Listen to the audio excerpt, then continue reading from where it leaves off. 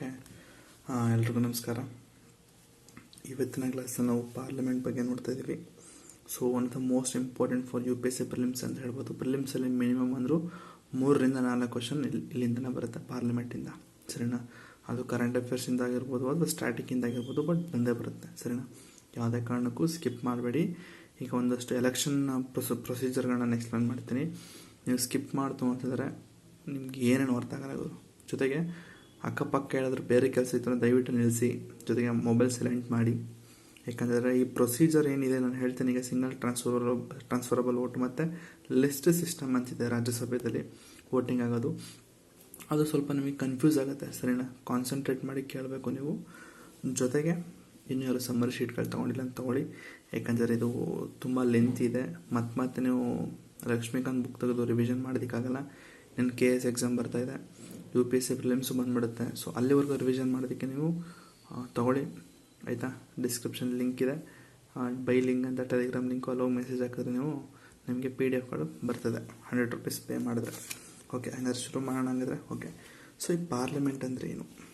So ಮೊದಲನೇದು parliament ಏನು ಎತ್ತ ಅಂತ ಹೇಳೋಕ್ಕಿಂತ ಮುಂಚೆ ಫಸ್ಟ್ ನೀವು ಅರ್ಥ ಮಾಡ್ಕೊಳ್ಳಿ ಪಾರ್ಲಿಮೆಂಟ್ ಏನಕ್ಕೆ ಬೇಕು, ಆಯಿತಾ. ಸೊ ಪಾರ್ಲಿಮೆಂಟ್ ಏನಕ್ಕೆ ಬೇಕು ಅಂತಂದರೆ, ಸೊ ಈಗ ನಮ್ಗೆ ಗೊತ್ತು ಪಾರ್ಲಿಮೆಂಟಲ್ಲಿ ಏನಿದೆ ಅಂತಂದ, ಏನು ರಾಜ್ಯಸಭೆ ಇದೆ, ಲೋಕಸಭೆ ಇದೆ, ಅಷ್ಟೇನಾ? ಬರೀ ಇಬ್ಬರನ್ನ? ಸೊ ಇನ್ನೊಬ್ರು ಇದ್ದಾರೆ, ಅವರೇ ಯಾರು? ಪ್ರೆಸಿಡೆಂಟು. ಅವರು ಈ ಒಂದು ರಾಜ್ಯಸಭೆ ಮತ್ತು ಲೋಕಸಭೆ ಮೆಂಬರ್ ಅಲ್ಲ, but he is an integral part of a parliament ಅಂತ ಹೇಳ್ಬೋದು. ಯಾಕೆ ಸರ್ ಇಂಟೀಗ್ರಲ್ ಪಾರ್ಟ್ ಅಂತ ಹೇಳಿದ್ರೆ, ಈಗ ನೀವು ಲೋಕಸಭೆ ಮತ್ತು ರಾಜ್ಯಸಭೆಯಿಂದ ಯಾವುದೋ ಒಂದು ಬಿಲ್ಲು ಪಾಸ್ ಆಗಿದೆ ಅಂತ ತಿಳ್ಕೊಳ್ಳಿ.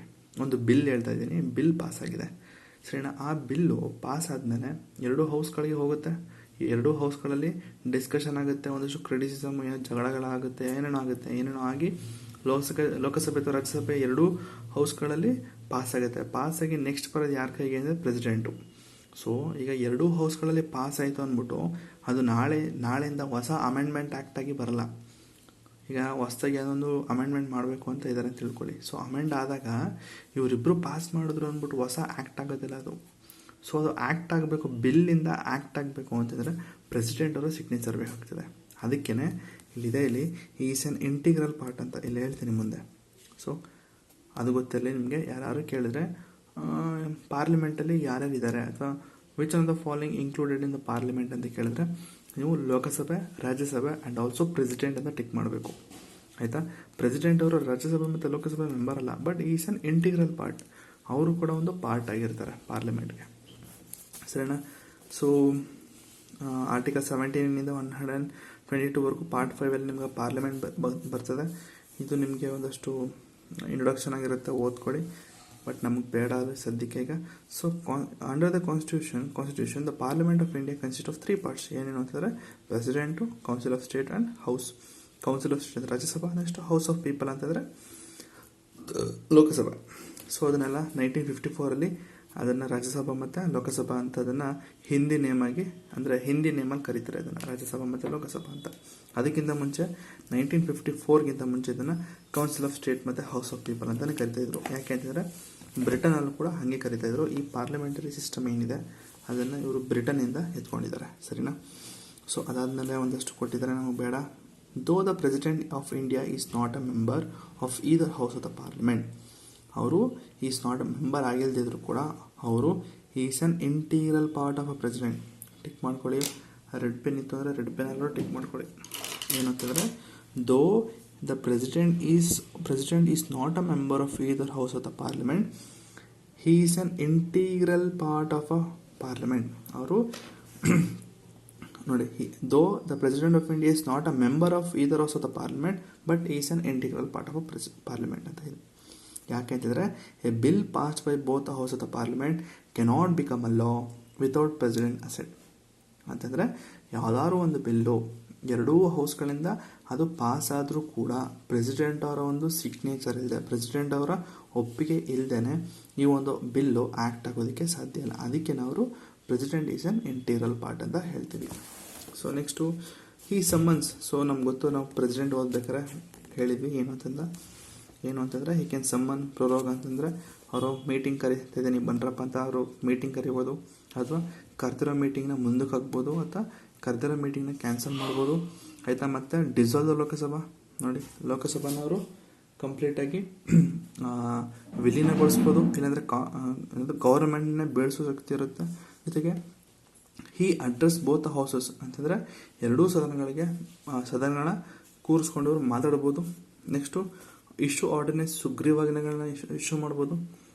ಯಾವಾಗ ಅಂತಂದರೆ when they are not in session ಅಂತಂದರೆ ಲೋಕಸಭೆ ಅಥವಾ ರಾಜ್ಯಸಭೆ ಎರಡೂ ಹೌಸ್ಗಳಲ್ಲಿ ಇಲ್ಲದೆ ಇದ್ದೋ ಟೈಮಲ್ಲಿ ಇವರು ಈ ಒಂದು ಆರ್ಡಿನೆನ್ಸ್ನ ಇಶ್ಯೂ ಮಾಡ್ಬೋದು. ಆರ್ಡಿನೆನ್ಸ್ ಇಶ್ಯೂ ಮಾಡೋ ಆರ್ಟಿಕಲ್ ಯಾವುದೋ ಒಂದು ಗೊತ್ತಲ್ಲ ನಿಮಗೆ, ಕಮೆಂಟಲ್ಲಿ ಹೇಳಿ. ಓಕೆ, ಸೊ ಒಂದಷ್ಟು ಕ್ವಶನ್ಸ್ ಕೇಳ್ತಾ ಇರ್ತೀನಿ ನಾನು ಟಾಪಿಕ್ ಕವರ್ ಮಾಡಿರೋ ಕ್ವಶನ್ಸ್ಗಳನ್ನ ಕೇಳ್ತೀನಿ. ಆದಷ್ಟು ಕಮೆಂಟಲ್ಲಿ ಇಂಟ್ರಾಕ್ಷನ್ ಇರಲಿ, ಸರಿನಾ. ಸೊ ನಿಮಗೂ ಕೂಡ ಒಂದು ರಿವಿಷನ್ ಆಗುತ್ತೆ. ಈಗ ನಾನು ಯಾವುದೋ ಒಂದು ಆರ್ಟಿಕಲ್ ಕೇಳಿದೆ, ಆರ್ಡಿನೆನ್ಸ್ ಇಶ್ಯೂ ಮಾಡಿರೋ ಆರ್ಟಿಕಲು, ಸೊ ನಿಮ್ಗೆ ಗೊತ್ತಿತ್ತಂದ್ರೆ ಕಮೆಂಟ್ ಮಾಡಿ, ಯಾಕಂದರೆ ನಿಮಗೂ ಕೂಡ ಒಂದು ರಿವಿಷನ್ ಆಗುತ್ತೆ. So next the Indian constitution relied on British pattern. So ಈ ಪಾರ್ಲಿಮೆಂಟ್ ಅಂತ ಏನಿದೆ, ಈ ಪಾರ್ಲಿಮೆಂಟ್ ಅನ್ನೋದು ಈ ಬ್ರಿಟಿಷ್ ಪ್ಯಾಟರ್ನ್, ಬ್ರಿಟಿಷರಿಂದ ಎತ್ಕೊಳ್ಳಲಾಗಿದೆ. ನಾನು ಸ್ವಲ್ಪ ಝೂಮ್ ಮಾಡಲ, ಇದನ್ನು ಸ್ವಲ್ಪ ಹತ್ತಿರಕ್ಕೆ ಆಗ್ತೀನಿ ಇದನ್ನು ಸ್ವಲ್ಪ. ಓಕೆ, ಈಗ ಸ್ವಲ್ಪ ಕಾಣುತ್ತೆ. ಓಕೆ, ಈಗಿನ್ನೂ ಕ್ಲಿಯರಾಗಿ ಕಾಣುತ್ತೆ ಅಂದ್ಕೊಳ್ತೀನಿ ಸ್ವಲ್ಪ ಹತ್ರದಲ್ಲಿ. Okay, so next British pattern ಎತ್ಕೊಳ್ಳೋದಾಗಿದೆ. So it consist of a crown. So ಅಲ್ಲಿ ಏನಿತ್ತು ಅಂತಂದರೆ ಟಾಪ್ ಹೆಡ್ಡಲ್ಲಿ ಕ್ರೋನ್ ಬರ್ತಾರೆ, ಸರಿನಾ. ಅದು ಕೂಡ ಬರೀತೀನಿ ರೀ ಈಗ. ಸೊ ಅಲ್ಲಿ ಹೇಗಿರುತ್ತೆ ಅಂತಂದರೆ ಫಸ್ಟ್ ಮೇಲ್ಗಡೆ ಹೆಡ್ ಇರ್ತಾರೆ. ಹೆಡ್ ಅಂದರೆ ಇಲ್ಲಿ ಕ್ರೌನು, ಇದು ಕ್ರೌನ್ ಅಂತ ತಿಳ್ಕೊಳ್ಳಿ. ಸೊ ಇಲ್ಲಿ ಯಾರು ಇರ್ತಾರೆ ಅಂದರೆ ಕಿಂಗು ಅಥವಾ ಕ್ವೀನು. ಸೊ ಇವ್ರ ಕೆಳಗಡೆ ಎರಡು ಬರುತ್ತೆ, ದಟ್ ಈಸ್ ರಾಜ್ಯಸಭಾ ಮತ್ತು ಲೋಕಸಭಾ. ಅರ್ಥಾಯ್ತು ಈಗ. ಸೊ ಅಲ್ಲಿ ರಾಜ್ಯಸಭಾ ಮತ್ತು ಲೋಕಸಭಾ ಅಂತ ಕರೆಯಲ್ಲ, ಅಲ್ಲೇ ಬೇರೆ ಥರ ಕರೀತಾರೆ. ಸೊ ಅಲ್ಲಿ ಅದನ್ನು ಏನಂತಾರೆ ಅಂತಂದರೆ ಹೌಸ್ ಆಫ್ ಲಾರ್ಡ್ಸ್ ಅಂತ ಕರೀತಾರೆ ಅಥವಾ ಹೌಸ್ ಆಫ್ ಲಾರ್ಡ್ಸ್ ಅಂದರೆ ಅಪ್ಪರ್ ಹೌಸ್ ಅಂತ ಕರೀತಾರೆ, ದಟ್ ಈಸ್ ರಾಜ್ಯಸಭಾ.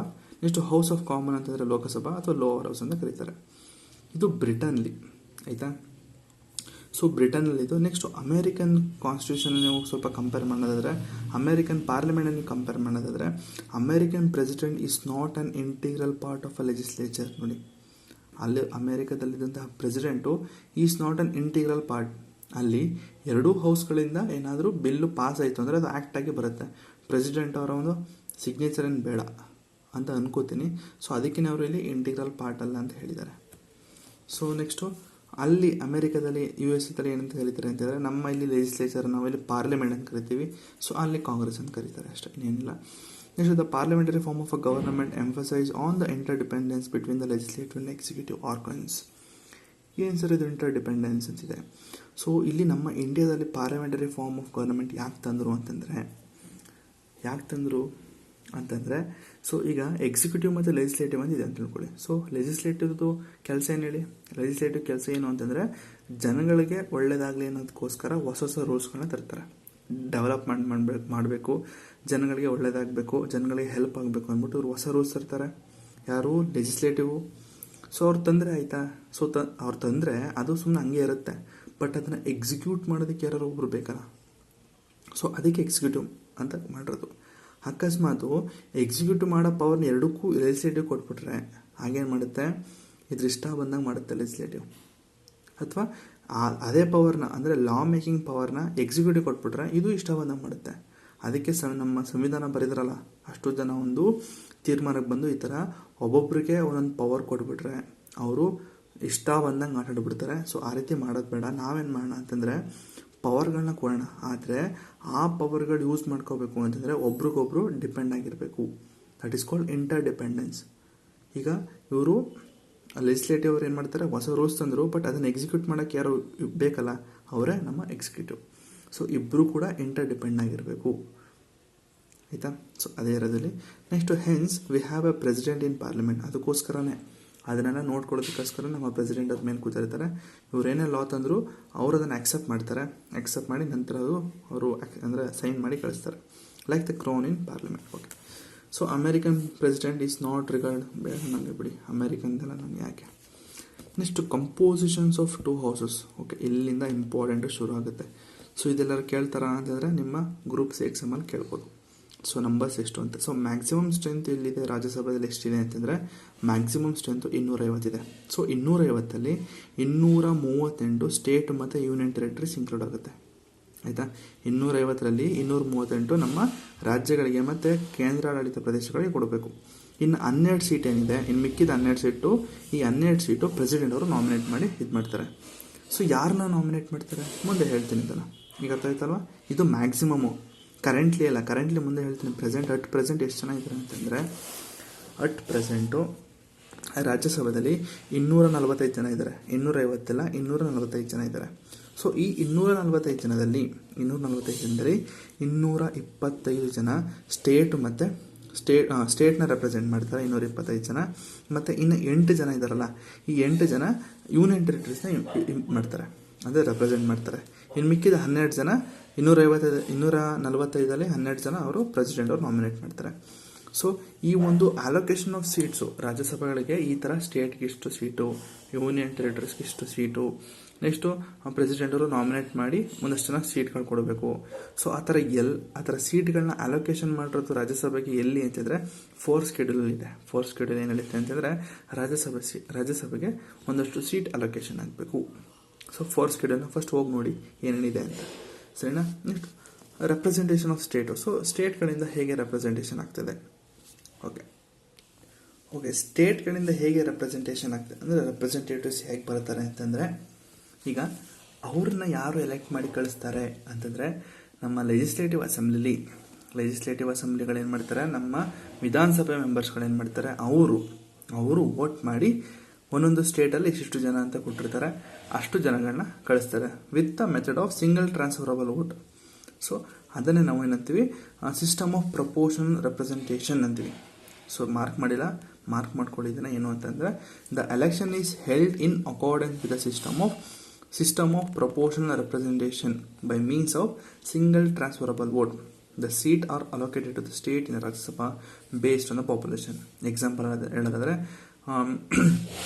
ಉತ್ತರ ಪ್ರದೇಶದಲ್ಲಿ 31 ಸೀಟ್ಗಳಿದೆ ರಾಜ್ಯಸಭೆಗೆ, ಬಟ್ ತ್ರಿಪುರಾಗೆ ಒಂದೇ ಸೀಟ್ ಇದೆ. ಯಾಕೆ ಅಂತಂದರೆ ಉತ್ತರ ಪ್ರದೇಶದಲ್ಲಿ ಪಾಪ್ಯುಲೇಷನ್ ಜಾಸ್ತಿ ಇರೋದ್ರಿಂದ ಸೀಟ್ಗಳು ಹೇಗೆ ಕೊಡ್ತಾರೆ ಅಂತಂದರೆ, ಆ ಒಂದು ಸ್ಟೇಟ್ಗಳಲ್ಲಿ ಎಷ್ಟು ಪಾಪ್ಯುಲೇಷನ್ಗಳಿದೆ, ಜೊತೆಗೆ ಆ ಒಂದು ಯೂನಿಯನ್ ಟೆರಿಟರೀಸಲ್ಲಿ ಎಷ್ಟು ಪಾಪ್ಯುಲೇಷನ್ ಇದೆಯೋ ಅಷ್ಟು ಪಾಪ್ಯುಲೇಷನ್ನ ಕನ್ಸಿಡರ್ ಮಾಡಿ ಆ ಒಂದು ಸ್ಟೇಟ್ಗಳಿಗೆ ಇಷ್ಟಿಷ್ಟು ಸೀಟ್ಗಳು ಅಂತ ಕೊಡ್ತಾರೆ. ಬಟ್ ಆ ಥರ ಎಲೆಕ್ಟ್ ಮಾಡಿ ಆ ಒಂದು ರೆಪ್ರೆಸೆಂಟೇಟಿವ್ಸ್ನ ಎಲೆಕ್ಟ್ ಮಾಡಿ ಯಾರು ಕಳಿಸ್ತಾರೆ ಅಂತಂದರೆ, ನಮ್ಮ ವಿಧಾನಸಭೆಯಿಂದ ಬರ್ತಾರೆ ಅವರು. ವಿಧಾನಸಭೆ ಮೆಂಬರ್ ಅಥವಾ ವಿಧಾನ ಪರಿಷತ್ ಮೆಂಬರ್ ಆಗಿರಲ್ಲ, ಅವರ್ಯಾರೋ ಬೇರೆಯವರಾಗಿರ್ತಾರೆ, ಬೇರೆ ನಾರ್ಮಲ್ ಸಿಟಿಸನ್ ಆಫ್ ಇಂಡಿಯಾ ಆಗಿರ್ತಾರೆ. ಸೊ ಅಂಥವ್ರನ್ನ ಏನು ಮಾಡ್ತಾರೆ, ಆ ಒಂದು ಸ್ಟೇಟ್ಗಳಿಗೆ ಇಷ್ಟಿಷ್ಟು ಸೀಟ್ಸ್ಗಳಂತ ಕೊಟ್ಟಿರ್ತಾರೆ, ಆ ಸೀಟ್ಗಳನ್ನ ಇವರು ವೋಟ್ ಮಾಡಿ ಗೆಲ್ಲಿಸಿ ಕಳಿಸ್ತಾರೆ ರಾಜ್ಯಸಭೆಗೆ, ಸರಿನಾ. ಸೊ ನಮ್ಮ ಕಡೆ ನೋಡ್ರಪ್ಪ, ನಮ್ಮ ಸ್ಟೇಟಿಂದ ಇಷ್ಟು ಜನ ನಾವು ವೋಟ್ ಮಾಡಿ ಕಳಿಸಿದ್ದೀವಿ, ನಮಗೆ ಇವರು ರಾಜ್ಯಸಭಾ ಮೆಂಬರ್ ಆಗೋದಕ್ಕೆ ಒಪ್ಪಿಗೆ ಇದೆ ಅಂತ ಅಂದ್ಬಿಟ್ಟು ವಿಧಾನಸಭೆಯವರು ವೋಟ್ ಮಾಡಿ ಕಳಿಸ್ತಾರೆ. ಸೊ ಅದೇ ರೀತಿ ಇದೆ.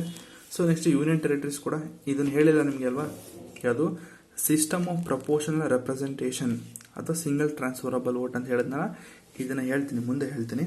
ಇದೊಂದು ಆಗ್ಬಿಡಲಿ, ರಾಜ್ಯಸಭೆದಲ್ಲಿ ಆಗ್ಬಿಡಲಿ, ಮುಂದೆ ಹೇಳ್ತೀನಿ ಏನು ಅಂತ.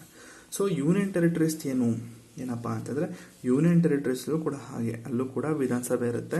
ಸೊ ಆ ವಿಧಾನಸಭೆಯವ್ರು ಏನು ಮಾಡ್ತಾರೆ, ಒಂದಷ್ಟು ಜನ ಸಿಟಿಸನ್ಸ್ ಏನಿರ್ತಾರೆ ಅಂಥವ್ರನ್ನ ಯಾರು ರಾಜ್ಯಸಭಾ ಮೆಂಬರ್ಗೆ ಎಲಿಜಿಬಲ್ ಆಗಿರ್ತಾರಲ್ಲೋ, ಅಂದರೆ ಒಂದು ಎಲಿಜಿಬಲ್ ಯಾರಿಗಿರುತ್ತೋ ಸೊ ಅಂಥವ್ರನ್ನ ಇವ್ರು ಏನು ಮಾಡ್ತಾರೆ, ವೋಟ್ ಮಾಡಿ ಕಳಿಸ್ತಾರೆ ರಾಜ್ಯಸಭೆಗೆ. ಹೋಗಪ್ಪ ರಾಜ್ಯಸಭೆಯಲ್ಲಿ ಕೂತ್ಕೋಗು ಅಂತ ಕಳಿಸ್ತಾರೆ.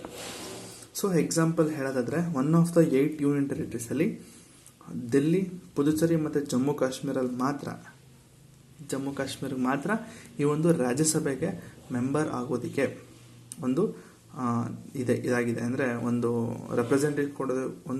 ರೆಪ್ರೆಸೆಂಟೇಷನ್ ಕೊಡೋದಕ್ಕೆ ಈ 3 ಯೂನಿಯನ್ ಟೆರಿಟರೀಸು ಎಲಿಜಿಬಲ್ ಇದೆ. ಯಾಕೆ ಮಿಕ್ಕಿದ ಯೂನಿಯನ್ ಟೆರಿಟರೀಸ್ಗಳ ಕಥೆ ಏನು ಅಂತಂದರೆ, ಆ ಒಂದು ಬೇರೆ ಯೂಟಿಸ್ಗಳಲ್ಲಿ ಪಾಪ್ಯುಲೇಷನ್ ಕಮ್ಮಿ ಇದೆ. ಎಷ್ಟು ಪಾಪ್ಯುಲೇಷನ್ ಅಂತಂದರೆ, it is less than 6 million. ಇಲ್ವಾ ಇಲ್ಲಿ, the population of other 5 unit are too small to have a representatives in Rajya Sabha. Okay, ಇಲ್ಲಿ ಮೆನ್ಷನ್ ಆಗಿಲ್ಲ, ಬಟ್ ಅಲ್ಲಿ ಪಾಪ್ಯುಲೇಷನ್ ತುಂಬ ಕಮ್ಮಿ ಇರೋದ್ರಿಂದ ಬೇರೆ ಯೂಟಿಸ್ಗಳಲ್ಲಿ ಈ ಒಂದು ರಾಜ್ಯಸಭಾ ರೆಪ್ರೆಸೆಂಟೇಟಿವ್ಸ್ ಇಲ್ಲ. ಆದರೆ ಈ 3 ಅದು ಡೆಲ್ಲಿ, ಪುದುಚೇರಿ ಮತ್ತು ಜಮ್ಮು ಕಾಶ್ಮೀರದಿಂದ ರಾಜ್ಯಸಭಾ ರೆಪ್ರೆಸೆಂಟೇಟಿವ್ಸ್ ಇದ್ದಾರೆ. ನೆಕ್ಸ್ಟ್ ಈ ನಾಮಿನೇಟೆಡ್ ಮೆಂಬರ್ಸ್ಗಳು ಯಾರು? ಯಾರಪ್ಪ ಈ ನಾಮಿನೇಟೆಡ್ ಮೆಂಬರ್ಸು, ಪ್ರೆಸಿಡೆಂಟ್ ಅವ್ರು 12 ಜನ ನಾಮಿನೇಟ್ ಮಾಡ್ತಾರೆ ಅಂತಾರಲ್ಲ, ಯಾರು ಅಂತಂದರೆ ಪ್ರೆಸಿಡೆಂಟ್ ಅವ್ರು ಏನು ಮಾಡ್ತಾರೆ, ದೇಶದಲ್ಲಿ ಯಾರ್ಯಾರಿಗೆ ಒಂದು ಸ್ಪೆಷಲ್ ನಾಲೆಡ್ಜು ಅಥವಾ practical experience in art, literature, science and social service, so ಇಂಥ ಒಂದು ಫೀಲ್ಡ್ಗಳಲ್ಲಿ ಯಾರಿಗೆ ಒಂದು ಒಳ್ಳೆ ಹೆಸರಿದೆ, ಯಾರು ತುಂಬ ಚೆನ್ನಾಗಿ ತಿಳ್ಕೊಂಡಿದ್ದಾರೆ, ಸೊ ಅಂಥವ್ರನ್ನ ಪ್ರೆಸಿಡೆಂಟ್ ಅವರು ಸೆಲೆಕ್ಟ್ ಮಾಡಿ ಅಂಥವ್ರನ್ನ ನಾಮಿನೇಟ್ ಮಾಡ್ತಾರೆ. ಯಾರೋ ನಮ್ಮ ಪ್ರೆಸಿಡೆಂಟ್ ಅವರು, ಎಲ್ಲಿಗೆ, ರಾಜ್ಯಸಭೆಗೆ. ಸೊ ಇಷ್ಟು ಬಂದು ನಿಮ್ಮ ರಾಜ್ಯಸಭೆ ಆಗಿತ್ತು. ನೆಕ್ಸ್ಟ್ ಬರೋದು ಲೋಕಸಭೆ. ಬಟ್ ಅದಕ್ಕಿಂತ ಮುಂಚೆ ನಿಮಗೆ ಸಿಂಗಲ್ ಟ್ರಾನ್ಸ್ಫರಬಲ್ ವೋಟ್ ಹೇಗೆ ವರ್ಕ್ ಆಗುತ್ತೆ. ಸೊ ಯಾವುದದು system of proportional representation by means of single transferable vote ಅಂತಿದೆ. ಬಟ್ ಅದು ಹೇಗೆ, ಅದು ನಿಮಗೆ ಮೇನ್ಸಲ್ಲಿ ಬರುತ್ತೆ. ಮೇನ್ಸಲ್ಲಿ ತುಂಬ ಅಂದರೆ ತುಂಬ ಇಂಪಾರ್ಟೆಂಟು. ಹೇಗೆ ವರ್ಕ್ ಆಗುತ್ತೆ ಏನು ಅಂತ ಹೇಳ್ತೀನಿ ಈಗ. ಸೊ ಡೀಟೇಲಾಗಿ ಕೇಳಿಸ್ಕೊಳ್ಳಿ. ಸೊ ಯಾವುದೇ ಕಾರಣಕ್ಕೂ ಏನದು ಸ್ಕಿಪ್ ಮಾಡಿಬಿಡಿ, ಕಷ್ಟಪಟ್ಟು ಅರ್ಥ ಮಾಡ್ಕೊಂಡು ನಿಮ್ಗೆ ಎಕ್ಸ್ಪ್ಲೇನ್ ಮಾಡ್ತಾಯಿದ್ದೀನಿ, ಸರಿನಾ. ಏನಿದು ಫಸ್ಟ್ ಬರೀತೀನಿ ಹೆಡ್ಡಿಂಗು, ಸಿಸ್ಟಮ್ ಆಫ್ ಇದು ವಿಡಿಯೋ ಲೆಂತ್ ಜಾಸ್ತಿ ಆದರೂ ಪರವಾಗಿಲ್ಲ, ಬಟ್ ನಿಮ್ಮ ಕಾನ್ಸೆಪ್ಟ್ ಅರ್ಥ ಆಗಬೇಕು ಅಷ್ಟೇ. ಸಿಸ್ಟಮ್ ಆಫ್ ಪ್ರಪೋರ್ಷನಲ್ ಏನದು proportional representatives by single transferable vote. STV ಅಂತ ಬರ್ತಿದ್ದೀನಿ, ಸಿಂಗಲ್ ಟ್ರಾನ್ಸ್ಫರಬಲ್ ವೋಟ್ ಅಂತ. ಸೊ ಇದು ಹೇಗೆ ವರ್ಕ್ ಆಗುತ್ತೆ ಅಂತ ಹೇಳೋದಾದರೆ, ಫಸ್ಟ್ ನೀವು ಸಿಂಗಲ್ ಟ್ರಾನ್ಸ್ಫರಬಲ್ ವೋಟ್ ಅಂದರೆ ಹೇಳ್ತೀನಿ, ಸುಮ್ಮನೆ ಹಾಗೆ ಕೇಳಿಸ್ಕೊಳ್ಳಿ. ಸಿಂಗಲ್ ಟ್ರಾನ್ಸ್ಫರಬಲ್ ವೋಟ್ ಅಂತಂದರೆ ಏನಿಲ್ಲ, ನಿಮ್ಮ ಒಂದು ಈಗ ವೋಟ್ ಮಾಡ್ತಾರಲ್ಲ, ಸೊ ವೋಟ್ ಮಾಡಿದ್ರೆ ಒಂದಷ್ಟು ಪ್ರಿಫರೆನ್ಸ್ಗಳಿರುತ್ತೆ. ಹೇಗೆ ಅಂತಂದರೆ ಫಸ್ಟ್ ಬರಿತೀನಿ, ಈ ಒಂದು ಹೆಡ್ಡಿಂಗ್ ತಪ್ಪು ಬರ್ತನಾ, ಓಕೆ. ಈ ಸಿಂಗಲ್ ಟ್ರಾನ್ಸ್ಫರಬಲ್ ವೋಟ್ ಬೇಡ ಬಿಡಿ. ಸಿಸ್ಟಮ್ ಆಫ್ ಪ್ರಪೋರ್ಷನಲ್ ರೆಪ್ರೆಸೆಂಟೇಷನ್, ಈ ಒಂದು ಮೆಥಡಲ್ಲಿ ಒಟ್ಟಿಗೆ 2 ಟೈಪ್ ಇದೆ. ಒಂದು ಸಿಂಗಲ್ ಟ್ರಾನ್ಸ್ಫರಬಲ್ ವೋಟ್ ಅಂತ ಬರ್ಕೊಳ್ಳಿ ಇದನ್ನು. ಇನ್ನೊಂದು ಲಿಸ್ಟ್ ಸಿಸ್ಟಮ್ ಅಂತಿದೆ, ಸರಿನಾ. ಈಗ ನಾನು ಫಸ್ಟ್ ಹೇಳೋದು, ಈಗ ಯಾವುದ್ರ ಬಗ್ಗೆ ಮಾತಾಡ್ತೀನಿ ಅಂತಂದರೆ, ಫಸ್ಟ್ ನಾನು ಸಿಂಗಲ್ ಟ್ರಾನ್ಸ್ಫರಬಲ್ ವೋಟ್ ಬಗ್ಗೆ ಮಾತಾಡ್ತೀನಿ. ಸೊ ಇದು ಹೇಗಿರುತ್ತೆ ಅಂತಂದರೆ, ಈಗ ಯಾರೋ ಒಬ್ಬ ರಾಜ್ಯಸಭೆಗೆ ಎಲೆಕ್ಷನ್ ನಿಂತಿದ್ದಾನೆ ಅಂತ ತಿಳ್ಕೊಳ್ಳಿ. ಸೊ ಈಗ ಸಿಂಗಲ್ ಟ್ರಾನ್ಸ್ಫರಬಲ್ ವೋಟು ಯಾರ್ಯಾರಿಗೆ ಅಪ್ಲಿಕೇಬಲ್ ಆಗುತ್ತೆ, ಯಾರ್ಯಾರು ಈ ಒಂದು ಮೆಥಡ್ ಮುಖಾಂತರ ಎಲೆಕ್ಷನ್ ಆಗುತ್ತೆ ಅಂತಂದರೆ, ಫಸ್ಟ್ ಬರ್ಕೊಳ್ಳಿ ಪ್ರೆಸಿಡೆಂಟು, ಸರಿನಾ. Next wise president. ಸೊ ಇದ್ರ ಬಗ್ಗೆ ನಾನು ಇನ್ನೂ ಡೀಟೇಲಾಗಿ ವೀಡಿಯೋ ಮಾಡ್ತೀನಿ, ಪ್ರೆಸಿಡೆಂಟ್ ಎಲೆಕ್ಷನ್ ಬಗ್ಗೆ ತಲೆ ಕೆಡಿಸ್ಕೊಬಿಡಿ. ಬಟ್ ಸಿಂಪಲಾಗಿ ಅರ್ಥ ಮಾಡ್ಕೊಳ್ಳಿ. ಅಲ್ಲೂ ಕೂಡ ಮತ್ತೆ ನಾನು ಈ ಸಿಂಗಲ್ ಟ್ರಾನ್ಸ್ಫರಬಲ್ ವೋಟ್ಗೂ ಎಕ್ಸ್ಪ್ಲೇನ್ ಮಾಡ್ತೀನಿ, ಅರ್ಥ ಆಗಲಿಲ್ಲ ಅಂತಂದರೆ. ಆದರೆ ಸಿಂಪಲಾಗಿ ಅರ್ಥ ಮಾಡ್ಕೊಳ್ಳಿ, president, wise president, next legislative council ಮತ್ತು ರಾಜ್ಯಸಭಾ, ಈ 4 ಜನಕ್ಕೆ ಈ ಒಂದು ಸಿಂಗಲ್ ಟ್ರಾನ್ಸ್ಫರಬಲ್ ವೋಟು ಮೆಥಡ್ನ ಯೂಸ್ ಮಾಡ್ತಾರೆ. ಸೊ ಫಸ್ಟು ಪ್ರಿಫರೆನ್ಷಿಯಲ್ ಎಲೆಕ್ಷನ್ ಅಂತ ಕರೀತಾರೆ ಇದನ್ನು, ಪ್ರಿಫರೆನ್ಸ್ ಎಲೆಕ್ಷನ್. ಈಗ ಮೊದಲನೇ ಪ್ರಿಫರೆನ್ಸ್ ಇರುತ್ತೆ ಅಂತ ತಿಳ್ಕೊಳ್ಳಿ. ಈಗ ಮೋದಿ ಅಂತಿರುತ್ತೆ. ಈಗ ಸಿಂಪಲಾಗಿ ಹೇಳ್ತಾ ಇರೋದು, ಈಗ ರಾಜ್ಯಸಭೆಗೆ ಮೋದಿ, ರಾಜೀವ್ ಗಾಂಧಿ, ಆಯಿತಾ. ನೆಕ್ಸ್ಟ್ ಇನ್ಯಾರಿದ್ದಾರೆ, ನಮ್ಮ ಯಾರೋ ಕಿಂಗ್ ಯಾರು ವಿಜಯ್ ಮಲ್ಯ, ಈಗ ಅವರೇ ಮಾಡ್ತಾರೆ ನೋಡ್ಕೊಳ್ಳಿ, ಸರಿನಾ. ನೆಕ್ಸ್ಟು ಇನ್ನೊಂದವರು ನಿರ್ಮಲಾ ಸೀತಾರಾಮನ್, ಜೈಶಂಕರು. ಸೊ ಇವ್ರಿಗೆ ಈ ರೀತಿ ಹಿಂಗೆ ಇರುತ್ತೆ ಅಂತ ತಿಳ್ಕೊಳ್ಳಿ ಒಬ್ಬೊಬ್ಬರಿಗೆ. ಸೊ ಇಲ್ಲಿ 1 2 3 4 5 ಅಂತಿರುತ್ತೆ. ಈಗ ಒಬ್ಬರು ಹೋಗ್ತಾರೆ, ನೋಡಪ್ಪ ನನ್ನ ಫಸ್ಟ್ ಪ್ರಿಫರೆನ್ಸ್ ಬಂದಿದ್ದು, ನಾನು ಫಸ್ಟು ಮೋದಿಗೆ ಫಸ್ಟ್ ಪ್ರಿಫರೆನ್ಸ್ನ ಕೊಡ್ತೀನಿ. ಸೆಕೆಂಡ್ ಪ್ರಿಫರೆನ್ಸ್ ನಾನು ವಿಜಯ್ ಮಲ್ಯ ಕೊಡ್ತೀನಿ. ಥರ್ಡು ಇದ್ದದ್ದು ನಾನು ನಿರ್ಮಲಾ ಸೀತಾರಾಮನ್ ಅವ್ರಿಗೆ ಕೊಡ್ತೀನಿ. 4th ಪ್ರಿಫರೆನ್ಸ್ ನಾನು ರಾಜೀವ್ ಗಾಂಧಿ ಕೊಡ್ತೀನಿ. 5ನೇ ಪ್ರಿಫರೆನ್ಸ್ ನಾನು ಜೈಶಂಕರ್ ಅವ್ರಿಗೆ ಕೊಡ್ತೀನಿ. ಅಂದರೆ ಒಬ್ಬೊಬ್ಬರು ಸಿಂಗಲ್ ಆಗಿ ವೋಟ್ ಹಾಕಿ ಹೋಗ್ತಾರೆ. ಅವ್ರೇನು ಮಾಡ್ತಾರೆ, ಆ ಹೆಸರು ಪಕ್ಕದಲ್ಲಿ ಈ ರೀತಿ ಇರುತ್ತೆ ಕಾಲಮ್ಗಳು. ಸೊ ಆ ಕಾಲಮ್ ಮುಂದೆ ಫಸ್ಟ್ ಪ್ರಿಫರೆನ್ಸು ನಾನು ಇವ್ರಿಗೆ ಕೊಡ್ತೀನಿ, ಸೆಕೆಂಡ್ ಪ್ರಿಫರೆನ್ಸ್ ಇವ್ರಿಗೆ ಕೊಡ್ತೀನಿ, ಥರ್ಡ್ ಪ್ರಿಫರೆನ್ಸ್ ಇನ್ನೊಬ್ರು ಕೊಡ್ತೀನಿ ಅಂತಂದ್ಬಿಟ್ಟು ಅಷ್ಟು ಜನದ ಪ್ರಿಫರೆನ್ಸ್ಗೆ ವೋಟ್ ಹಾಕ್ತಾರೆ, ಅಂದರೆ ಸೀಲ್ ಹೊಡಿತಾರೆ. ಸೊ ಇದು ಸಿಂಗಲ್ ಟ್ರಾನ್ಸ್ಫರಬಲ್ ವೋಟ್. ಇಷ್ಟೇ ಗುರು, ಸರಿನಾ. ತುಂಬ ಎಕ್ಸ್ಪ್ಲೇನ್ ಮಾಡೋದು ಬೇಡ, ಇಷ್ಟೇ. ಈ ರೀತಿ ಹೆಸರು ಪಕ್ಕದಲ್ಲಿ ಇರ್ತಾರೆ, ನಂಬರ್ಸ್ ಇರುತ್ತೆ, ಬ್ಲಾಕ್ಗಳಿರುತ್ತೆ, ಜಸ್ಟ್ ಸೀಲ್ ಹೊಡಿತಾರೆ. ಅದು ನನ್ನ ಫಸ್ಟ್ ಪ್ರಿಫರೆನ್ಸ್ ಇವ್ರಿಗೆ, ಸೆಕೆಂಡ್ ಪ್ರಿಫರೆನ್ಸ್ ಇವ್ರಿಗೆ, ಥರ್ಡ್ ಪ್ರಿಫರೆನ್ಸ್ ಇವ್ರಿಗೆ ಅಂದ್ಬಿಟ್ಟು ಪ್ರಿಫರೆನ್ಸ್ ಮಾಡಿ ಕೊಡ್ತಾರೆ. ಅದಾದಮೇಲೆ ಇವ್ರ ಪಾರ್ಟಿ ನೋಡ್ತಾರೆ. ನೆಕ್ಸ್ಟ್ ಮೋದಿ ಯಾವ ಪಾರ್ಟಿ ಇದ್ದಾನೆ, ರಾಜೀವ್ ಗಾಂಧಿ ಯಾವ ಪಾರ್ಟಿ ಇದ್ದಾನೆ, ನೆಕ್ಸ್ಟು ವಿಜಯ್ ಮಲ್ಯ ಯಾವ party, next Nirmala Sitharaman, Jaishankar. So ಈ ಥರ ನೆಕ್ಸ್ಟ್ ನೀರವ್ ಮೋದಿ, ಈ ಥರ ಅಂದರೆ ಇವ್ರ ಕ್ಯಾಟಗರಿ ಸೇರಿಸ್ಬಾರ್ದು ಮೋದಿಯವ್ರನ್ನ, ಬಟ್ ಮೋದಿನೇ ಡಿಫ್ರೆನ್ಸು. ಬಟ್ ಈ ರಾಜೀವ್ ಗಾಂಧಿ ಅಂತ ಹೆಸರು ಬಂತಲ್ಲ, ಸೊ ಈ ಹುಚ್ಚನ್ನ ಹುಚ್ಚನ ಇದಕ್ಕೆ ಸ್ವಲ್ಪ ಸೇರಿಸ್ತೆ, ಸರಿನಾ? ಜಸ್ಟ್ ಅರ್ಥ ಮಾಡ್ಕೊಳ್ಳಿ. ಈಗ ಮೋದಿಯವರು ಯಾವ ಒಂದು ಪಾರ್ಟಿಯಲ್ಲಿದ್ದಾರೆ, ಸೊ ಆ ರೀತಿ ಒಂದೊಂದು ಕ್ಯಾಂಡಿಡೇಟ್ದು ಪರ್ಸೆಂಟೇಜ್ ತೆಗಿತಾರೆ, ಸರಿನಾ? ಈಗ ಇಷ್ಟು ಅರ್ಥ ಆಯ್ತಲ್ಲ, ಒಂದೊಂದು ಪ್ರಿಫರೆನ್ಸ್ ಮಾಡಿ ಸಿಂಗಲ್ ಟ್ರಾನ್ಸ್ಫರಬಲ್ ವೋಟ್ ಆಗುತ್ತೆ. ಸೊ ನೆಕ್ಸ್ಟ್ ಬರೋದು ಲಿಸ್ಟ್ ಸಿಸ್ಟಮ್ ಅಂತ. ಸೊ ಏನು ಸರ್ ಇದು ಲಿಸ್ಟ್ ಸಿಸ್ಟಮ್ ಅಂತಿದೆ? ಇನ್ನೊಂದು ಟೈಪ್ ಏನಿದೆ ಅಂತಂದರೆ, ಈ ಲಿಸ್ಟ್ ಸಿಸ್ಟಮಲ್ಲಿ ಇಲ್ಲಿ ಓಟ್ ಹಾಕೋದಕ್ಕೆ ಹೋಗ್ತಾರೆ. ಇಲ್ಲೂ ಕೂಡ BJP ಇರುತ್ತೆ, ಆಯಿತಾ? ಇಲ್ಲಿ ಕಾಂಗ್ರೆಸ್ ಇರುತ್ತೆ, ಅಥವಾ ಯಾವುದೋ ಬೇರೆ ಇಂಡಿಪೆಂಡೆಂಟ್ ಯಾವುದೋ ಇರುತ್ತೆ. ಈ ರೀತಿ 3 ಬ್ಲಾಕ್ ಇರುತ್ತೆ. ಅವನು ಹೋಗ್ಬಿಟ್ಟು ಸೀಲ್ ಹೊಡಿಬೇಕು, ಏನಂತ, ನನಗೆ BJP ಅಂದರೆ ಇಷ್ಟ ಇದೆ. ಸೊ ನಾಳೆ ಇನ್ನೊಬ್ಬ ಬರ್ತಾನೆ, ಈ ರೀತಿ 3 ಇರುತ್ತೆ, ನನಗೆ ಕಾಂಗ್ರೆಸ್ ಅಂದರೆ ಇಷ್ಟ ಅಂತ ಅಂದ್ಬಿಟ್ಟು ಅವನು ಇಲ್ಲಿ ಸೀಲ್ ಹೊಡಿತಾನೆ. ಇಲ್ಲಿ ಪ್ರಿಫರೆನ್ಸ್ ಕೊಡೋದಿಲ್ಲ, ಪಾರ್ಟಿಗೆ ಅವರು ಓಟ್ ಹಾಕ್ತಾರೆ. ಸೊ ಪಾರ್ಟಿಗೆ ಓಟ್ ಹಾಕಿ ಒಂದೊಂದು ಪಾರ್ಟಿಗೆ ಎಷ್ಟೆಷ್ಟು ಪರ್ಸೆಂಟ್ ಬಂದಿದೆ ಕನ್ಸಿಡರ್ ರಿಸಲ್ಟ್ ಬಂದಿದೆ. ಏನಂತ, BJPಗೆ ಒಂದು 40% ಬಂದಿದೆ, ಆಯಿತಾ? ನೆಕ್ಸ್ಟು ಕಾಂಗ್ರೆಸ್ಗೆ ಒಂದು 30% ಬಂದಿದೆ, ಆಯಿತಾ? ನೆಕ್ಸ್ಟು ಇನ್ನೊಂದು ಇಂಡಿಪೆಂಡೆಂಟ್ ಇದಕ್ಕೆ ಪರ್ಸೆಂಟೇಜ್ ಓಕೆ. ನೆಕ್ಸ್ಟು ಇಂಡಿಪೆಂಡೆಂಟ್ಗೆ ಇನ್ನೊಂದು 30% ಬಂದಿದೆ. ಸೊ ಈ ರೀತಿ ಬಂದಾಗ ಈಗ 100 ಸೀಟ್ ಇತ್ತು ಅಂತಂದರೆ 100 ಸೀಟಲ್ಲಿ 40% ಅಂದರೆ 40 ಸೀಟು BJPಗೆ ಹೋಗುತ್ತೆ ರಾಜ್ಯಸಭೆ ಇದಕ್ಕೆ. ನೆಕ್ಸ್ಟು ಕಾಂಗ್ರೆಸ್ 30% ಅಂದರೆ 30 ಸೀಟು, ಇಂಡಿಪೆಂಡೆಂಟ್ ಅಂದರೆ 30% ಅಂದರೆ 30 ಸೀಟು. ಈ ರೀತಿ ಸೀಟ್ನ ಅಲೋಕೇಟ್ ಮಾಡ್ತಾರೆ. ಈ ಲಿಸ್ಟ್ ಸಿಸ್ಟಮ್ ಯೂಸ್ ಮಾಡೋದ್ರಿಂದ ಏನಾಗುತ್ತೆ ಅಂದರೆ, ಓಟಿಗೆ ನಿಂತಹ ಅಂದರೆ ಓಟ್ ಬಿದ್ದಿರೋ ಪ್ರತಿಯೊಬ್ಬರಿಗೂ ಕೂಡ ಒಂದು ಸೀಟ್ ಅಲೋಕೇಶನ್ ಆಗುತ್ತೆ, ಅವ್ರಿಗೆ ಒಂದೊಂದು ಸೀಟ್ ಪಕ್ಕ ಸಿಗುತ್ತೆ ಅದರಲ್ಲಿ ಲಿಸ್ಟ್ ಸಿಸ್ಟಮಲ್ಲಿ. ಆದರೆ ನೀವು ಸಿಂಗಲ್ ಟ್ರಾನ್ಸ್ಫರಬಲ್ ವೋಟ್ ಸಿಸ್ಟಮಲ್ಲಿ ಏನಾಗುತ್ತೆ, ಕಮ್ಮಿ ವೋಟ್ ಯಾರಿಗೆ ಬಿದ್ದಿರುತ್ತೆ. ಈಗ ಫಸ್ಟ್ ಪ್ರಿಫರೆನ್ಸ್ ನಾನು ಮೋದಿ ಅಂತ ಕೊಟ್ಟಾಗ ಮೋದಿಯವ್ರಿಗೆ ಈಗ ಇಲ್ಲೂ ಕೂಡ ಪರ್ಸೆಂಟೇಜಲ್ಲಿ ಇದು ಮಾಡ್ತಾರೆ. ಮೋದಿಯವ್ರಿಗೆ ಈಗ ಒಂದು 40%, ಅವರಿಗೆ ರಾಜೀವ್ ಗಾಂಧಿ ಅವ್ರಿಗೆ ಒಂದು 30%, ಆಯಿತಾ? ನೆಕ್ಸ್ಟು ವಿಜಯ್ ಮಲ್ಯ ಬೇಡ. ನೆಕ್ಸ್ಟು ನಿರ್ಮಲಾ ಸೀತಾರಾಮನ್ ಅವ್ರಿಗೆ ಅವ್ರಿಗೊಂದು 20%, ಜೈಶಂಕರ್ ಅವ್ರಿಗೆ ಅವ್ರಿಗೊಂದು 30%. ಎಷ್ಟಾಯ್ತು ಈಗ? 4-3 ಜಾಸ್ತಿನೇ ಆಗೋಯ್ತಲ್ಲ ಅವರು, 4-3-10. ಸೊ ಜೈಶಂಕರ್ ಅವ್ರಿಗೆ 10%. ಈ ರೀತಿ ಬಂದಾಗ ಏನಾಗುತ್ತೆ, ಸಿಂಗಲ್ ಟ್ರಾನ್ಸ್ಫರಬಲ್ ವೋಟಲ್ಲಿ ಕಮ್ಮಿ ಯಾರಿಗೆ ಬಂದಿರುತ್ತೋ ಅವ್ರನ್ನ ಎಲಿಮಿನೇಟ್ ಮಾಡ್ತಾರೆ. ಕಮ್ಮಿ ವೋಟ್ ಯಾರಿಗೆ ಬಂದಿರುತ್ತೋ ಅವ್ರನ್ನ ಎಲಿಮಿನೇಟ್ ಮಾಡ್ತಾರೆ. ನೆಕ್ಸ್ಟು ಟಾಪಲ್ಲಿ ಯಾರಿಗಿರುತ್ತೋ ಅವ್ರನ್ನ ನೋಡಿಕೊಂಡು ಅವ್ರಿಗೆ ಎಷ್ಟು ಸೀಟ್ ಅಂತ ಅಲೋಕೇಟ್ ಮಾಡ್ತಾರೆ. ನೆಕ್ಸ್ಟು ರಾಜೀವ್ ಗಾಂಧಿಗೆ ಎಷ್ಟು ಪರ್ಸೆಂಟ್ ಇದೆ ಅಷ್ಟು ಪರ್ಸೆಂಟ್ ಸೀಟು, ಇವ್ರಿಗೆ ಎಷ್ಟಿದೆ ಅಷ್ಟಿದೆ. ಸೊ ಇಷ್ಟೇ, ಇನ್ನೇನೂ ಇಲ್ಲ. ಅಂದರೆ ಕಮ್ಮಿ ಯಾರು ಬಂದಿರುತ್ತೋ ಅವ್ರನ್ನ ಎಲಿಮಿನೇಟ್ ಮಾಡ್ಕೊಂಡು ಹೋಗ್ತಾರೆ ಅಷ್ಟೇ. ಅದೇ ಪ್ರಿಫರೆನ್ಸ್ ಇವ್ರಿಗೆ ಫಸ್ಟ್ ಪ್ರಿಫರೆನ್ಸ್ ಕೊಟ್ಟಂತಹ 10% ಅಂದರೆ ಕಮ್ಮಿ ಇದೆ ಅಲ್ವಾ. ಈಗ ಫಸ್ಟ್ ಪ್ರಿಫರೆನ್ಸು ಮೋದಿಗೆ ಒಟ್ಟು 40% ಬಂದಿದೆ. ಅದೇ ರೀತಿ ರಾಜೀವ್ ಗಾಂಧಿ ಅವರಿಗೆ ಫಸ್ಟ್ ಪ್ರಿಫರೆನ್ಸ್ನ 30% ಜನ ವೋಟ್ ಮಾಡಿದ್ದಾರೆ, ಆಯಿತಾ? ನೆಕ್ಸ್ಟು ನಿರ್ಮಲಾ ಸೀತಾರಾಮನ್ಗೆ ಫಸ್ಟ್ ಪ್ರಿಫರೆನ್ಸ್ ಅಂತ 20% ತೆಗೆದಿದ್ದಾರೆ. ಅದೇ ರೀತಿ ನೀವು ಜೈಶಂಕರ್ ಅವ್ರಿಗೆ ಫಸ್ಟ್ ಪ್ರಿಫರೆನ್ಸ್ ಅಂತ 10% ಬಂದಿದೆ. ಸೊ ಕಮ್ಮಿ ಬಂದಿದೆ, ಸೊ ನೀನು ಹೋಗಪ್ಪ. ನೆಕ್ಸ್ಟ್ ಇವ್ರು 3 ಜನ ತೆಗಿತಾರೆ. ನೆಕ್ಸ್ಟ್ 3 ಜನ ತೆಗೆದು ಮತ್ತೆ ಸೆಕೆಂಡ್ ಪ್ರಿಫರೆನ್ಸ್ ಯಾರು ಕೊಟ್ಟಿದ್ದಾರೆ ಅಂತ ಚೆಕ್ ಮಾಡ್ತಾರೆ. ಮತ್ತೆ ಇದು ಸೆಕೆಂಡ್ ಪ್ರಿಫರೆನ್ಸ್ ಹೋಗುತ್ತೆ, ಥರ್ಡ್ ಪ್ರಿಫರೆನ್ಸ್ ಹೋಗುತ್ತೆ. ಸೊ ಥರ್ಡ್ ಪ್ರಿಫರೆನ್ಸಲ್ಲಿ ಮತ್ತೆ ಪರ್ಸೆಂಟೇಜ್ ಚೆಕ್ ಮಾಡ್ತಾರೆ, ಸೆಕೆಂಡ್ ಪ್ರಿಫರೆನ್ಸ್ ಯಾರಿಗೆ ಬಂದಿದೆ ಅಂತ. ಬಟ್ ಇಲ್ಲಿ ಏನಾಗುತ್ತೆ ಅಂತಂದರೆ, ಫಸ್ಟ್ ಪ್ರಿಫರೆನ್ಸ್ ಅವ್ರಿಗೆ ಮೋದಿಯವ್ರಿಗೆ ಬಂದಿರೋದ್ರಿಂದ ಇವರು ಪಾಸು, ಇವ್ರಿಗೆ ಸೀಟ್ ಇಷ್ಟು ಅಂತ ಕೊಟ್ಬಿಡ್ತಾರೆ. ಸೊ ಎಷ್ಟು ಕೊಡ್ತಾರೆ ಗೊತ್ತಿಲ್ಲ. ನಾನು ಅದನ್ನು ಪ್ರೆಸಿಡೆಂಟ್ ಎಲೆಕ್ಷನ್ ಮಾಡಬೇಕಾದ್ರೆ ಡೀಟೇಲಾಗಿ ಹೇಳ್ತೀನಿ, ವೋಟಿಂಗ್ ಹೇಗೆ ಹೋಗುತ್ತೆ, ಒಂದೊಂದು ವೋಟ್ ಬೆಲೆ ಎಷ್ಟು ಅದನ್ನು ನಾನು ಹೇಳ್ತೀನಿ. ಬಟ್ ಇಲ್ಲಿ ಅರ್ಥ ಮಾಡ್ಕೊಳ್ಳಿ ಅಷ್ಟೇ. ನೆಕ್ಸ್ಟು ಸೆಕೆಂಡ್ ಪ್ರಿಫರೆನ್ಸ್ ಎಷ್ಟು, ಥರ್ಡ್ ಪ್ರಿಫರೆನ್ಸ್ ಅಂತ ನೋಡ್ಕೊಂಡು ಏನೋ ಮಾಡ್ತಾರೆ.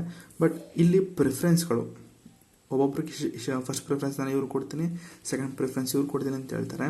ಬಟ್ ಈ ಲಿಸ್ಟ್ ಸಿಸ್ಟಮಲ್ಲಿ ನೀವು ಪಾರ್ಟಿಗೆ ವೋಟ್ ಹಾಕ್ತೀರಾ, ಆಯಿತಾ? ಇಷ್ಟೇ. ಸೊ ಈಗ ಬುಕ್ಕಲ್ಲಿ ಎತ್ಕೊಳ್ಳೋಣ. ಸೊ ಈಗ ಅರ್ಥ ಆಯ್ತಲ್ಲ ಇದು. ನೆಕ್ಸ್ಟು ಇದೆ ಇಲ್ಲಿರೋದು ರೆಪ್ರೆಸೆಂಟೇಷನ್. ಮತ್ತೆ ಹೇಳಲ್ಲ, ಸಿಂಗಲ್ ಟ್ರಾನ್ಸ್ಫರಬಲ್ ವೋಟ್ ಅಂತ ಹೇಳ್ಬಿಡ್ತೀನಿ, ನೀವು ಅದನ್ನು ನೆನೆಸ್ಕೋಬೇಕು. ಪ್ರಿಫರೆನ್ಸ್ ಸಿಂಗಲ್ ಟ್ರಾನ್ಸ್ಫರಬಲ್ ವೋಟ್ ಅಂತಂದರೆ ಫಸ್ಟ್ ಪ್ರಿಫರೆನ್ಸು ಸೆಕೆಂಡ್ ಪ್ರಿಫರೆನ್ಸ್ ಅಂತ ಹೇಳ್ತಾರಲ್ಲ ಅದು ಅಂತ ನೀವು ನೆನೆಸ್ಕೋಬೇಕು. So next composition of Lok Sabha. So ಇದೇ ರೀತಿ ಈಗ ನಾನು ಹೇಳಿದ್ನಲ್ಲ ಸೀಟ್ಗಳು ಇಷ್ಟು ಅಂತ, ಇಲ್ಲೂ ಕೂಡ ಸೀಟ್ಗಳು ಅಲೋಕೇಟ್ ಆಗಿದೆ. ಸೊ ಇಲ್ಲೂ ಕೂಡ ಮ್ಯಾಕ್ಸಿಮಮ್ ಸೀಟು ನಿಮಗೆ ಲೋಕಸಭೆಯಲ್ಲಿ ಇರೋದು 550 ಸೀಟ್ಗಳು. 550 530 ನೀವು ಸ್ಟೇಟ್ಗಳು ಮತ್ತು ಯೂನಿಯನ್ ಟೆರಿಟರೀಸ್ಗೆ ಕೊಡಬೇಕು. ಸ್ಟೇಟ್ ಕೊಡಬೇಕು 530 ಸೀಟ್ಗಳು ಸ್ಟೇಟ್ ಕೊಡಬೇಕು, ಮತ್ತು 20 ಸೀಟ್ಗಳು ಯೂನಿಯನ್ ಟೆರಿಟರೀಸ್ಗೆ ಕೊಡಬೇಕು ಅಂತ ಮ್ಯಾಕ್ಸಿಮಮ್ ಇದೆ. ಅಟ್ ಪ್ರೆಸೆಂಟು ಕರೆಂಟ್ಲಿ ಎಷ್ಟಿದೆ ಅಂತಂದರೆ, ಅಟ್ ಕರೆಂಟು 550 ಸೀಟಲ್ಲಿ 543 ಸೀಟ್ ಇದೆ. ಅದರಲ್ಲಿ 524 ಸ್ಟೇಟ್ನ ರೆಪ್ರೆಸೆಂಟ್ ಮಾಡ್ತಾರೆ. ನೆಕ್ಸ್ಟ್ 19 ಸೀಟ್ಗಳು ಯೂನಿಯನ್ ಟೆರಿಟರೀಸ್ನ ರೆಪ್ರೆಸೆಂಟ್ ಮಾಡ್ತಾರೆ. ಸರಿನಾ? ಅರ್ಥ ಆಯಿತು ಅಂದ್ಕೊಳ್ತೀನಿ. ಅಲ್ಲಿ ಅಂತಿದ್ದೀನಿ, ಅರ್ಥ ಮಾಡ್ಕೊಳ್ಳೋ ತುಂಬ ಕಾಂಪ್ಲಿಕೇಟ್ ಆಗಿರೋದೇನಿಲ್ಲ. Next representation of state. So ಇಲ್ಲಿ ಹೇಗೆ ರೆಪ್ರೆಸೆಂಟೇಟಿವ್ಸ್ ಬರ್ತಾರೆ ಸ್ಟೇಟ್ಗಳಿಂದ? ಸೊ ಅಲ್ಲಿ ಲೆಜಿಸ್ಲೇಟಿವ್ ಅಸೆಂಬ್ಲಿ ಅವರು ವೋಟ್ ಮಾಡಿ ಕಳಿಸ್ತಾರೆ ಅಂತ ಹೇಳಿದೆ. ಬಟ್ ಇಲ್ಲಿ ಹೇಗಾಗ್ತದೆ ಲೋಕಸಭೆಯಲ್ಲಿ ಅಂದರೆ ನಾವು ಜನಗಳು ವೋಟ್ ಮಾಡ್ತಾರೆ ಇಲ್ಲಿ. ಸೊ ಜನಗಳು ಇಲ್ಲಿ ವೋಟ್ ಮಾಡಿ ಕಳಿಸ್ತಾರೆ. ಏನು ಅಂತಂದರೆ the representative of a state in Lok Sabha R directly elected by people. ಜನಗಳು ಎಲೆಕ್ಟ್ ಮಾಡಿ ಕಳಿಸ್ತಾರೆ. ಜನಗಳು ಎಲೆಕ್ಟ್ ಮಾಡಿ ಕಳಿಸ್ತಾರೆ ಅಂತಂದರೆ ಒಂದೊಂದು ಕ್ಷೇತ್ರ ಅಂತ ಕೊಡ್ತಾರೆ. ಮುಂದೆ ಹೇಳ್ತೀನಿ, ಕಾನ್ಸ್ಟಿಟ್ಯೂಯೆನ್ಸೀಸ್ ಅಂತೇನೋ ಬರುತ್ತೆ. ಸೊ ಮುಂದೆ ಹೇಳ್ತೀನಿ ಅದ್ರ ಬಗ್ಗೆ. ಸೊ ಅಲ್ಲಿ ಒಬ್ಬೊಬ್ಬರು ಒಂದೊಂದು ಕ್ಷೇತ್ರದಲ್ಲಿ ಒಬ್ಬೊಬ್ಬರು ನಿಂತ್ಕೊಂಡು ವೋಟ್ ಗೆದ್ದು ಅವರು ಇದಾಗ್ತಾರೆ. ಅಂದರೆ ನಾವು ಜನಗಳು ವೋಟ್ ಹಾಕ್ತೀವಲ್ಲ, ಅದನ್ನು ನಾವು ಅಡಲ್ಟ್ ಫ್ರ್ಯಾಂಚೈಸ್ ಅಂತೀವಿ. ಅಂದರೆ ಅಬೌವ್ 18 ಇಯರ್ಸು ಯಾರ್ಯಾರು ಇರ್ತಾರೋ ಅವರೆಲ್ಲ ವೋಟ್ ಹಾಕ್ಬೋದು. Next voting voting age was reduce from 21 to 18 years. 21 ವರ್ಷದಿಂದ 18 ವರ್ಷಕ್ಕೆ ಯಾವಾಗ ಇಳಿಸಿದ್ರು ಅಂತಂದರೆ 1988 61st ಕಾನ್ಸ್ಟಿಟ್ಯೂಷನಲ್ ಅಮೆಂಡ್ಮೆಂಟ್ ಆ್ಯಕ್ಟಲ್ಲಿ. ನಾನು ಎಲೆಕ್ಷನ್ ಕಮಿಷನಲ್ಲಿ ಹೇಳಿದೆ, election commission was a single body ಅಂತ ಹೇಳಿದೆ. ಸೊ ಈ ರೀತಿ ರೆಡ್ಯೂಸ್ ಮಾಡಿದಾಗ 21ರಿಂದ 18 ವರ್ಷಕ್ಕೆ ರೆಡ್ಯೂಸ್ ಮಾಡಿದಾಗ ವರ್ಕ್ ಲೋಡ್ ಜಾಸ್ತಿಯಾಗಿ ಅದನ್ನು ಮಲ್ಟಿ ಮೆಂಬರಾಗಿ ಮಾಡ್ತಾರೆ. ಮತ್ತೆ ಅದನ್ನು ಸಿಂಗಲ್ ಮೆಂಬರಾಗಿ ಮಾಡಿ ಮತ್ತೆ ಅದನ್ನು ಮಲ್ಟಿ ಮೆಂಬರಾಗಿ ಮಾಡ್ತಾರೆ. ಸೊ ಎಲೆಕ್ಷನ್ ಕಮಿಷನ್ ಅದನ್ನೇ ಹೇಳಿದ್ದೀನಿ. ಸೊ ನೋಡ್ಕೊಳ್ಳಿ. ಸೊ ಇಲ್ಲೂ ಕೂಡ ಯೂನಿಯನ್ ಟೆರಿಟರೀಸಲ್ಲಿ ಸೇಮ್ ಇದೇ ರೀತಿ ಅಲ್ಲೂ ಕೂಡ ಒಬ್ಬರು ವೋಟಿಂಗ್ ನಿಲ್ತಾರೆ. ಅಲ್ಲೂ ಕೂಡ ಲೆಜಿಸ್ಲೇಟಿವ್ ಅಸೆಂಬ್ಲಿಗಳಿರುತ್ತೆ. ಸೊ ಅಲ್ಲೂ ಕೂಡ ವೋಟ್ ಹಾಕಿ ಒಬ್ಬರನ್ನ ಗೆಲ್ಲಿಸಿ ಕಳಿಸ್ತಾರೆ. ಸೊ ನೆಕ್ಸ್ಟ್ ನಾಮಿನೇಟೆಡ್ ಮೆಂಬರ್ಸ್ ಏನು? ಸೊ ಇಲ್ಲೂ ಕೂಡ ನಾಮಿನೇಷನ್ ಇದೆಯಾ ಅಂತಂದರೆ ಹೌದು ಸರ್, ಇಲ್ಲೂ ಕೂಡ ನಾಮಿನೇಟೆಡ್ ಮೆಂಬರ್ಸ್ಗಳಿದ್ರು. ಪ್ರೆಸಿಡೆಂಟ್ ಅವರು ಇಬ್ಬರನ್ನ ನಾಮಿನೇಟ್ ಮಾಡ್ತಾಯಿದ್ರು, ಆಂಗ್ಲೋ ಇಂಡಿಯನ್ ಅಂತ. ಆಂಗ್ಲೋ ಇಂಡಿಯನ್ಸು ಅರ್ಧ ಇಂಗ್ಲೀಷು ಅರ್ಧ ಇಂಡಿಯನ್ಸ್ ಆಗಿದ್ದವ್ರನ್ನ ಆಂಗ್ಲೋ ಇಂಡಿಯನ್ಸ್ ಅಂತ ಇದು ಮಾಡಿ ಅವ್ರಿಗೂ ಕೂಡ ಸೀಟ್ಗಳನ್ನ ಕೊಡ್ತಾಯಿದ್ರು. 2 ಸೀಟ್ಗಳನ್ನ ಕೊಡ್ತಾಯಿದ್ರು. ಆದರೆ 2020ರಲ್ಲಿ ಅಂದರೆ 2019ರಲ್ಲಿ 104ನೇ ತಿದ್ದುಪಡಿ 104th ಅಮೆಂಡ್ಮೆಂಟ್ ಆ್ಯಕ್ಟ್ ಮಾಡಿ 2019ರಲ್ಲಿ ಅದನ್ನು ಅಬಾಲಿಷ್ ಮಾಡ್ತಾರೆ. ಏನು ಅಂತಂದರೆ ಅವ್ರಿಗೆ ಸೀಟ್ ಕೊಡಬಾರ್ದು ಅಂತ. ಅದು ಆ್ಯಕ್ಚುಲಾಗಿ ಅಂದರೆ ಎಫೆಕ್ಟಿಗೆ ಬಂದಿದ್ದು ಯಾವಾಗ ಅಂತಂದರೆ 25 ಜನವರಿ 2020 ಅದು ಜಾರಿಗೆ ಕೊಡುತ್ತೆ. ಸರಿನಾ? Next system of election of Lok Sabha. So ಲೋಕಸಭೆಯಲ್ಲಿ ಹೇಗೆ ಎಲೆಕ್ಷನ್ ಆಗುತ್ತೆ ಅಂತಂದರೆ direct election to the Lok Sabha. So ಇಲ್ಲಿ ಡೈರೆಕ್ಟ್ ಎಲೆಕ್ಷನ್ ಆಗುತ್ತೆ ಅಂದರೆ ಜನಗಳು ಓಟಾಗಿ ಗೆಲ್ಲಿಸ್ತಾರೆ. So each state is divided into territorial constituencies. Sir ಏನು ಸರ್ ಇದು ಟೆರಿಟೋರಿಯಲ್ ಕಾನ್ಸ್ಟಿಟ್ಯೂಯೆನ್ಸೀಸ್? ಓಕೆ, ತಲೆ ಕೆಡಿಸ್ಕೊಬೇಡಿ. ಏನು ಅಂತಂದರೆ ಒಂದೊಂದು ಸ್ಟೇಟ್ಗಳಿಗೆ ಏನು ಮಾಡ್ತಾರೆ, ಒಂದೊಂದು ಕ್ಷೇತ್ರ ಅಂತ ಮಾಡ್ತಾರೆ. ಡಿಸ್ಟಿಕ್ ಅಲ್ಲ, ಡಿಸ್ಟಿಕ್ ಬೇರೆ. ಸೊ ಡಿಸ್ಟಿಕ್ ಎಲ್ಲ ತಪ್ಪಾಗುತ್ತೆ, ಡಿಸ್ಟಿಕ್ ಅಂದರೆ ತಪ್ಪಾಗುತ್ತೆ. ಇಲ್ಲೇನಾಗುತ್ತೆ, ಒಂದೊಂದು ಸ್ಟೇಟ್ಗಳನ್ನ ಡಿಫ್ರೆಂಟಾಗಿ ಅಂದರೆ ಕಟ್ ಮಾಡ್ತಾರೆ. ನೀವು ಮುನ್ಸಿಪಾಲಿಟೀಸ್ ಕ್ಲಾಸ್ ಕೇಳಿತ್ತು ಅಂದರೆ ಮುನ್ಸಿಪಾಲಿಟೀಸಲ್ಲಿ ಹೇಳಿದೆ ವಾರ್ಡ್ಗಳಾಗಿ ಕಟ್ ಮಾಡ್ತಾರೆ ಅಂತ ಒಂದೊಂದು ಟೆರಿಟರೀಸ್ನ. ಅದೇ ರೀತಿ ಇಲ್ಲೂ ಕೂಡ ಮಾಡಿದ್ದಾರೆ. ಸೊ ಇಲ್ಲೇನಾಗುತ್ತೆ ಅಂತಂದರೆ ಈಗ ಕನ್ಸಿಡರ್, ಈಗ ನಮ್ಮ ಕರ್ನಾಟಕ ಹಿಂಗಿದೆ ಅಲ್ವಾ? ಸೊ ಈ ಕರ್ನಾಟಕನ ಏನು ಮಾಡ್ತಾರೆ ಅಂದರೆ ಒಂದೊಂದು ಸ್ಟೇಟ್ ಹೀಗಿದೆ ಅಂತಂದರೆ ಇಲ್ಲಿದ್ದನ್ನ ಈ ರೀತಿ ಕಟ್ ಮಾಡ್ತಾರೆ. ಅಂದರೆ ಸ್ಟ್ರೈಟ್ ಲೈನ್ ಇರಲ್ಲ, ಒಂದೊಂದು ಪೀಸಾಗಿ ಕಟ್ ಮಾಡ್ತಾರೆ, ಒಂದೊಂದು ಕ್ಷೇತ್ರ ಅಂತ ಕಟ್ ಮಾಡ್ತಾರೆ. ಎಕ್ಸಾಂಪಲ್, ಈಗ ಚಾಮರಾಜನಗರ ಕ್ಷೇತ್ರ, ಮೈಸೂರು ಕ್ಷೇತ್ರ, ಬೆಂಗಳೂರು ಗ್ರಾಮಾಂತರ ಅಂತೆ, ಈ ಕಡೆ ವರುಣ ಕ್ಷೇತ್ರ ಅಂತಾರೆ ಮೈಸೂರಲ್ಲೇ. ಆಯಿತಾ? ಮೈಸೂರು ಕ್ಷೇತ್ರದಲ್ಲಿ ಮೈಸೂರು ಡಿಸ್ಟಿಕಲ್ಲಿ 2 ಕ್ಷೇತ್ರ ಬರ್ತದೆ. ವರುಣ ಕ್ಷೇತ್ರ ಬೇರೆ, ಆ ಕಡೆ ಕನಕಪುರ ಕ್ಷೇತ್ರ ಅಂತೆ. ಸೊ ಈ ರೀತಿ ಒಂದೊಂದು ಕ್ಷೇತ್ರಗಳಾಗಿ ಮಾಡ್ತಾರೆ. ಒಂದೊಂದು ಸ್ಟೇಟ್ನ ಯಾವುದೋ ಒಂದು ಸ್ಟೇಟ್ ಈ ರೀತಿ ಇತ್ತು ಅಂತಂದರೆ ಇದನ್ನು ಕಟ್ ಮಾಡ್ತಾರೆ. ಇದು ಒಂದು ಸ್ಟೇಟು. ಸೊ ಅಲ್ಲಿ ಒಬ್ಬೊಬ್ರಿಗೆ ಈಗ ಒಂದು ಸ್ಟೇಟ್ಗೆ ಇಷ್ಟು ಒಂದು ಬೇಸ್ಡ್ ಆನ್ ದ ಪಾಪ್ಯುಲೇಷನ್. ಈಗ ನಮ್ಮ ಕರ್ನಾಟಕಕ್ಕೆ ಎಷ್ಟಿದೆ ಅಂತ ಗೊತ್ತಾ? ಸೊ ನನಗೂ ಗೊತ್ತಿಲ್ಲ, ಅದನ್ನು ಕಮೆಂಟಲ್ಲಿ ಹೇಳಿ. ಸರಿನಾ? ನನ್ನ ಎಕ್ಸಾಂಪಲ್ಗೆ ಒಂದು 20 ಅಂತ ತಿಳ್ಕೊಳ್ಳಿ. ಬೇಸ್ಡ್ ಆನ್ ಪಾಪ್ಯುಲೇಷನ್ನ ನೋಡಿ ಕರ್ನಾಟಕಕ್ಕೆ 20 ಸೀಟ್ಗಳನ್ನ ಕೊಡಬೇಕು, ಅದು 30 ಸೀಟ್ಗಳನ್ನ ಕೊಡಬೇಕು ಅಂತಿದೆ. ಏನು 29 35 ಬೇಡ ನಮಗೆ. ಅದು ಕನ್ಸಿಡರ್ ಈಗ ನಮ್ಮ ಕರ್ನಾಟಕದಲ್ಲಿ 20 ಇದೆ. ನಿಮ್ಗೆ ಅಕಸ್ಮಾತ್ ಗೊತ್ತಿತ್ತು ಅಂತಂದರೆ ಕಮೆಂಟಲ್ಲಿ ಹೇಳ್ರಪ್ಪ, ನನಗೆ ಗೊತ್ತಿಲ್ಲ. ಸರಿನಾ? ಓಕೆ, ನಮ್ಮ ಕರ್ನಾಟಕದಲ್ಲಿ 20 ಬೇಸ್ಡ್ ಆನ್ ಪಾಪ್ಯುಲೇಷನ್ ನಮಗೆ 20 ಸೀಟ್ಗಳನ್ನು ಕೊಡ್ತಾರೆ. ಸೊ ಅಂದರೆ 20 ಕ್ಷೇತ್ರಗಳಾಗಿ ಕನ್ವರ್ಟ್ ಮಾಡ್ತಾರೆ ನಮ್ಮ ಕರ್ನಾಟಕನ. 20 ಕ್ಷೇತ್ರದಲ್ಲಿ ಇಲ್ಲಿ ಒಬ್ಬರು ನಿಂತ್ಕೊಳ್ತಾರೆ. ಅಂದರೆ BJPಯಲ್ಲಿ ಒಂದಿಷ್ಟು ಜನ ನಿಂತ್ಕೊಳ್ತಾರೆ, ಕಾಂಗ್ರೆಸ್ಸಿಂದ ಒಬ್ಬ ನಿಂತ್ಕೊಳ್ತಾನೆ, ಇಂಡಿಪೆಂಡೆಂಟ್ ಆಗಿ ಒಬ್ಬ ನಿಂತ್ಕೊಳ್ತಾನೆ. ಸೊ ನೆಕ್ಸ್ಟ್ ಈ ಕಡೆ ವರ್ಣ ಕ್ಷೇತ್ರ ಇತ್ತು, ನೆಕ್ಸ್ಟ್ ಚಾಮರಾಜನಗರ ಕ್ಷೇತ್ರ ಕೆಳಗಡೆ ಬರುತ್ತೆ. ಸೊ ಇಲ್ಲೂ ಕೂಡ ಅದೇ ರೀತಿ ಕಾಂಗ್ರೆಸ್ BJP ಬೇರೆ ಇಂಡಿಪೆಂಡೆಂಟ್ ಪಾರ್ಟಿಗಳು ನಿಂತ್ಕೊಳ್ಳುತ್ತೆ. ಸೊ ಈ ರೀತಿ ಒಂದೊಂದು ಕ್ಷೇತ್ರಗಳೇ ಒಬ್ಬೊಬ್ಬರು ಒಂದೊಂದು ಪಾರ್ಟಿ ಅಂದರೆ ಬೇರೆ ಬೇರೆ ಪಾರ್ಟಿಗಳು ನಿಂತ್ಕೊಳ್ಳುತ್ತೆ, ಎಲೆಕ್ಷನ್ ಆಗುತ್ತೆ, ಗೆಲ್ತಾರೆ, ಗೆದ್ದು ಲೋಕಸಭೆಗೆ ಹೋಗ್ತಾರೆ.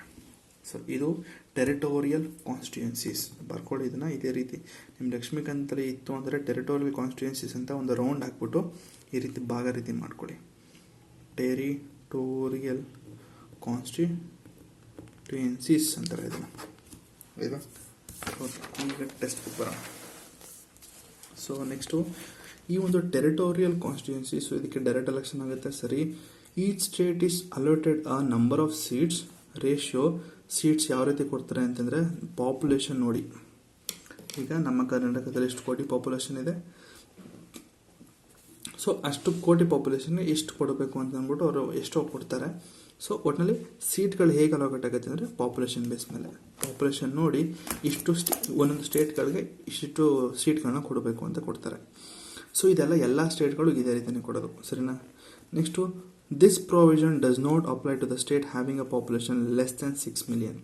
ಅಕಸ್ಮಾತ್ ಯಾವ್ದಾದ್ರು ಒಂದು ಸ್ಟೇಟು 10 ಅಂದರೆ 6 million ಕಮ್ಮಿ ಇತ್ತು ಅಂತಂದರೆ, 6 million ಕಮ್ಮಿ ಇತ್ತು ಅಂತಂದರೆ ಈ ಒಂದು ನಾನು ಹೇಳಿದ ಕ್ಷೇತ್ರಗಳಾಗಿ ಕೊಟ್ಟು ಮಾಡ್ತಾರಲ್ಲ ಆ ಒಂದು ಮೆಥಡ್ ಇರಲ್ಲ, ಅದಕ್ಕೆ ಬೇರೆ ಮೆಥಡ್ ಇರುತ್ತೆ. ಸರಿನಾ? Next, each state is divided into territorial constituencies. ಹೇಳಿದ್ನಲ್ಲ, ಒಂದೊಂದು ಕ್ಷೇತ್ರಗಳಾಗಿ ಕಟ್ ಮಾಡ್ತಾರೆ in such a manner that the ratio between the population of each constituencies and the number of seat allotted to it in the same throughout the state. So ಈಗ ನಮ್ಮ ಕರ್ನಾಟಕಕ್ಕೆ ನಾನು ಹೇಳಿದೆ, ನಮ್ಮ population ಈಗ ಕನ್ಸಿಡರ್ 10 ಕೋಟಿಗೆ 20 seat ಕೊಟ್ಟಿದ್ದಾರೆ. So ಅದೇ ರೀತಿ ನಮಗೆ 10 ಕೋಟಿಗೆ 20 ಸೀಟ್ ಅಂತ ಹೇಗೆ ಕ್ಯಾಲ್ಕುಲೇಟ್ ಮಾಡಿ ಕೊಟ್ಟಿರ್ತಾರೋ ಅದೇ ರೀತಿ ಒಂದು ತಮಿಳ್ನಾಡಿಗೂ ಕೊಡಬೇಕು. ತಮಿಳ್ನಾಡಲ್ಲಿ ಎಷ್ಟು ಪಾಪ್ಯುಲೇಷನ್ ಇದೆ ಆ ಪಾಪ್ಯುಲೇಷನ್ ತಕ್ಕಂತೆ ನೀವು ಸೀಟ್ಗಳನ್ನ ಕೊಡಬೇಕು. ಕರ್ನಾಟಕದಲ್ಲಿ ಹೇಗೆ ಮೆಥಡ್ ಹೇಗೆ ಕ್ಯಾಲ್ಕುಲೇಟ್ ಮಾಡಿ ಕೊಟ್ಟಿರ್ತಾರೋ ಅದೇ ರೀತಿ ನೀವು ಪ್ರತಿ ಒಂದು ಸ್ಟೇಟ್ಗಳಿಗೂ ಕೊಡಬೇಕು ಅಂತಿದೆ. ನೆಕ್ಸ್ಟು ಯೂನಿಫಾರ್ಮ್ ಇರಬೇಕು, ಯೂನಿಫಾರ್ಮ್ ರೆಪ್ರೆಸೆಂಟೇಷನ್ ಇರಬೇಕು. ಬೇಡ ನಮಗೆ ಡಿಫ್ರೆನ್ಷಿಯೇಟ್. ಓಕೆ, ಗೊತ್ತಾಗಿದೆ ಇದು. Next readjustment after each census. ನೋಡಿ, ರೀಅಡ್ಜಸ್ಟ್ಮೆಂಟ್ ಅಂದರೆ ಏನು? ಈಗ ನಾನು ಹೇಳಿದೆ ಕರ್ನಾಟಕಕ್ಕೆ 10 ಕೋಟಿ ಪಾಪ್ಯುಲೇಷನ್ಗೆ 20 ಸೀಟ್ಗಳು ಬಂತು ಅಂತ ಹೇಳಿದೆ. ಸೊ ಇಲ್ಲೇನು ಹೇಳಿದೆ ಅಂತಂದರೆ, ನೋಡ್ರಪ್ಪ, ನೀವು ಸೀಟ್ಗಳನ್ನ ಕೊಡಿ, ರೆಪ್ರೆಸೆಂಟೇಟಿವ್ಸ್ನ ಅಂದರೆ ನಂಬರ್ ಆಫ್ ಸೀಟ್ಸ್ಗಳನ್ನ ಕೊಡಿ, ಬೇಸ್ಡ್ ಆನ್ ಪಾಪ್ಯುಲೇಷನ್ನೇ ಕೊಡಿ. ಆದರೆ ನೀವು ಯಾವ ಜನಗಣತಿನ ನೀವು ಬೇಸ್ ಆಫ್ ರೆಫರೆನ್ಸ್ ಅಂತ ಇಟ್ಕೊಳ್ತೀರಾ ಅಂತಂದರೆ, ಈ ಒಂದು ಮುಂದೆ ಇದೆಯದು ಮುಂದೆ ಹೇಳ್ತೀನಿ. ಓಕೆ, ಸೊ ಫಸ್ಟ್ ಹೇಳ್ಬಿಡ್ತೀನಿ ಇದನ್ನ. After every census a readjustment is to be made in allocation of seats, division of state into territorial constituencies. ಪ್ರತಿ 10 ವರ್ಷಕ್ಕೊಮ್ಮೆ ಆಗುವಂತಹ ಜನಗಣತಿ ಮೇಲೆ ನೀವು ನಂಬರ್ ಆಫ್ ಸೀಟ್ಸ್ ಮತ್ತು ಕ್ಷೇತ್ರಗಳನ್ನ ಕೊಡಿ. ಈಗ ನಮ್ಮ ಕರ್ನಾಟಕದಲ್ಲಿ ಒಂದು 30 ಕ್ಷೇತ್ರ ಇತ್ತು ಅಂತಂದರೆ ನಾಳೆ ಈಗ 2026 ಆದಮೇಲೆ ನಿಮಗೆ ಹೊಸ ಸೆನ್ಸಸ್ ಬರುತ್ತೆ, ಜನಗಣತಿ ಬರುತ್ತೆ. ಸೊ ಅಲ್ಲಿ ನೀವು ಪಾಪ್ಯುಲೇಷನ್ ಜಾಸ್ತಿ ಆದಾಗ ಸೀಟ್ಗಳು ಜಾಸ್ತಿ ಮಾಡಿ ಅಂತಂದರೆ ಕ್ಷೇತ್ರಗಳನ್ನು ಕೂಡ ಜಾಸ್ತಿ ಮಾಡಿ. ಈಗ 30 ಕ್ಷೇತ್ರ ಇತ್ತು ಅಂದರೆ ನೀವು 40 ಕ್ಷೇತ್ರ ಮಾಡಿ. ಸೊ ಆ ರೀತಿ ಅಂತ ಹೇಳಿದೆ. So next, the parliament as enacted the delimitation commits act 1952 1968. Okay, so ಅದ್ರ ಪ್ರಕಾರನೇ ಒಂದೊಂದು ಸ್ಟೇಟ್ಗೆ ಪಾಪ್ಯುಲೇಷನ್ ನೋಡಿಕೊಂಡು ನೀವು ಸೀಟ್ ಕೊಡಿ ಅಂತ ಅಂದ್ಬಿಟ್ಟು ಒಂದಷ್ಟು ಡಿಲಿಮಿಟೇಷನ್ ಕಮಿಟೀಸ್ ಆ್ಯಕ್ಟ್ಗಳಂತ ಮಾಡಿದ್ದಾರೆ. ಸೊ ಅದು ಒಂದು 1952 ಬಂತು, 1962 ಇದ್ರ ಬಗ್ಗೆ ಡಿಸ್ಕಷನ್ ಆಗಿತ್ತು. ಸೊ ನಮಗದು ಬೇಡ, ಬಟ್ ಗೊತ್ತಿರಲಿ. ಈಗ ಬಂತು ನೋಡಿ, ಇಂಪಾರ್ಟೆಂಟ್ ಬಂತು. ಸೊ ಏನು ಸರ್ ಅಂತಂದರೆ 84th Amendment Act. 84th Amendment Act of 2001 ಏನಾಗುತ್ತೆ, also empowered the government to undertake the readjustment and rationalization of territorial constituencies in the state on the basis of the population figures of 1991 census. So 84ನೇ ತಿದ್ದುಪಡಿ ಏನು ಹೇಳುತ್ತೆ ಅಂತಂದರೆ, ನೋಡ್ರಪ್ಪ, ನೀವು population base ಮೇಲೆ ನೀವು seat allocate ಮಾಡ್ತೀನಿ ಅಂತ ಹೇಳಿದ್ರಿ, ಮಾಡಿ. ಸೀಟ್ ಅಲೋಕೇಟರು ಎಷ್ಟಾರು ಮಾಡಿ, ಬಟ್ ಪಾಪ್ಯುಲೇಷನ್ ಬೇಸ್ ಮೇಲೆ ಮಾಡಿ ಅಂತ ಇದೆ. ಆದರೆ ನೀವು ಪಾಪ್ಯುಲೇಷನ್ ಅಂದರೆ ಜನಗಣತಿ ಅಂದರೆ ಬೇಸ್ ಆಫ್ ರೆಫರೆನ್ಸ್ ಅಂತ ತಗೊಳ್ತಿರಲ್ಲ, ಬೇಸ್ ಇಯರ್ ಅಂತ ತಗೊಳ್ತಿರಲ್ಲ, ಅದನ್ನು ನೀವು 1991 ಬಂದಂಥ ಜನಗಣತಿ ಆಧಾರದ ಮೇಲೆ ನೀವು ಸೀಟ್ಗಳನ್ನ ಹಂಚಿ, ಕ್ಷೇತ್ರಗಳನ್ನ ಹಂಚಿ ಅಂತ ಹೇಳ್ತು. ಯಾವುದು 84ನೇ ತಿದ್ದುಪಡಿ 2001. ಸೊ ಅದಾದಮೇಲೆ 2 ವರ್ಷ ಆದಮೇಲೆ 87ನೇ ತಿದ್ದುಪಡಿ ಏನು ಹೇಳುತ್ತೆ ಅಂತಂದರೆ, 2003 ಏನು ಹೇಳುತ್ತೆ ಅಂತಂದರೆ, ನೋಡ್ರಪ್ಪ, ಬೇಡ, 1991 ಜನಗಣತಿ ತುಂಬ ಹಳೇದಾಗೋಯ್ತು. ಈಗ ತಾನೇ ರೀಸೆಂಟಾಗಿ 2001 ಬಂದಿದೆ. ಸೊ ನಾವು ಅದನ್ನೇ ಕನ್ಸಿಡರ್ ಮಾಡೋಣ ಅಂತ ಹೇಳ್ಬಿಟ್ಟು 87ನೇ ತಿದ್ದುಪಡಿ ಹೇಳುತ್ತೆ. ನೋಡಿ, the delimitation of the constituencies on the basis of 2001 census, not 1991 census. ನಮಗೆ ಹಳೆ ಸೆನ್ಸಸ್ ಬೇಡ, ಹಳೆ ಜನಗಣತಿ ಬೇಡ. ಈಗ ಹೊಸ್ದಾಗಿ ಬಂದರೆ 2001 ಜನಗಣತಿ ಪ್ರಕಾರ ಪಾಪ್ಯುಲೇಷನ್ ನೋಡ್ಕೊಂಡು ನೀವು ಕ್ಷೇತ್ರಗಳನ್ನು ಮತ್ತು ಸೀಟ್ಗಳನ್ನ ಹಂಚಿ ಅಂತ ಹೇಳ್ತು. ಸೊ ನೆಕ್ಸ್ಟ್ ಇದು ಕೂಡ ರಿಸರ್ವೇಷನ್ ಆಫ್ ಸೀಟ್ಸ್ಗಳನ್ನ ಕೊಡಿ ಅಂತ ಹೇಳಿದೆ. ಸೊ SC STಗಳಿಗೆ ಬೇಸ್ಡ್ ಆನ್ ದ ಪಾಪ್ಯುಲೇಷನ್. ಕರ್ನಾಟಕದಲ್ಲಿ ಎಷ್ಟು ಪಾಪ್ಯುಲೇಷನ್ ಇದೆ ಆ ಪಾಪ್ಯುಲೇಷನ್ ನೋಡಿಕೊಂಡು ನೀವು SC ST ವುಮೆನ್ಸ್ಗೆ ಈಗ 33% ಅಂತಿದೆ. ಇಬ್ಬರನ್ನ ಸೆಲೆಕ್ಟ್ ಮಾಡ್ತು ಅಂತಂದರೆ ಒಬ್ಬ ವುಮೆನ್ ಆಗಿರಬೇಕು ಅಂತಿದೆ. ಸೊ ಇಲ್ಲೂ ಕೂಡ ಹೇಳಿದೆ SC STಗಳಿಗೆ ರಿಸರ್ವೇಷನ್ ಕೊಡಿ ಅಂತ. ಸೊ ನೆಕ್ಸ್ಟ್ ಬಂದು first past the post system.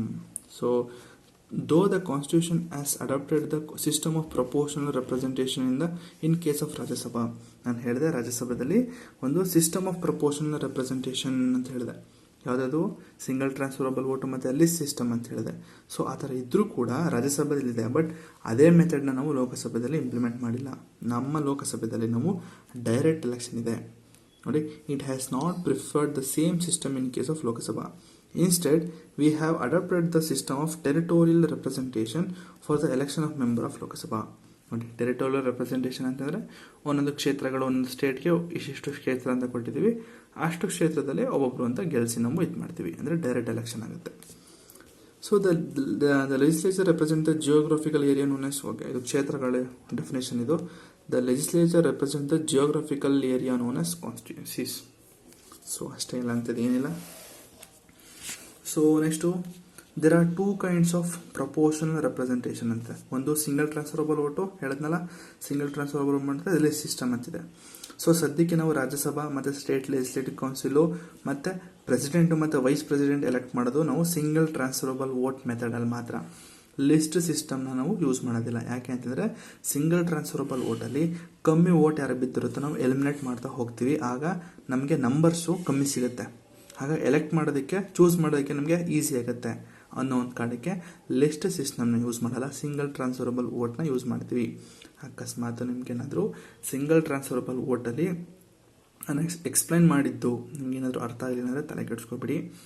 ನಿಮಗೆ ಬೇರೆ ಒಂದು ಸಿಂಗಲ್ ಟ್ರಾನ್ಸ್ಫರಬಲ್ ವೋಟು ಅಥವಾ ವೋಟ್ ಆಫ್ ಅಂದರೆ ಪ್ರೆಸಿಡೆಂಟ್ ಎಲೆಕ್ಷನ್ ಹೇಗಾಗುತ್ತೆ ಅನ್ನೋದೊಂದು ವಿಡಿಯೋ ಮಾಡ್ತೀನಿ ಅಂತ ಹೇಳಿದೆ, ಇದೆಲ್ಲ ಮುಗಿದ್ಮೇಲೆ. ಸೊ ಅಲ್ಲಿ ನಿಮಗೆ ಡೈರೆಕ್ಟಾಗಿ ಅಂದರೆ ಡೀಟೇಲಾಗಿ ಎಕ್ಸ್ಪ್ಲೈನ್ ಮಾಡ್ತೀನಿ, ಸರಿನಾ? ಜಾಸ್ತಿ ಕನ್ಫ್ಯೂಸ್ ಆಗಿ ತಲೆ ಕೆರ್ಕೋಬೇಡಿ.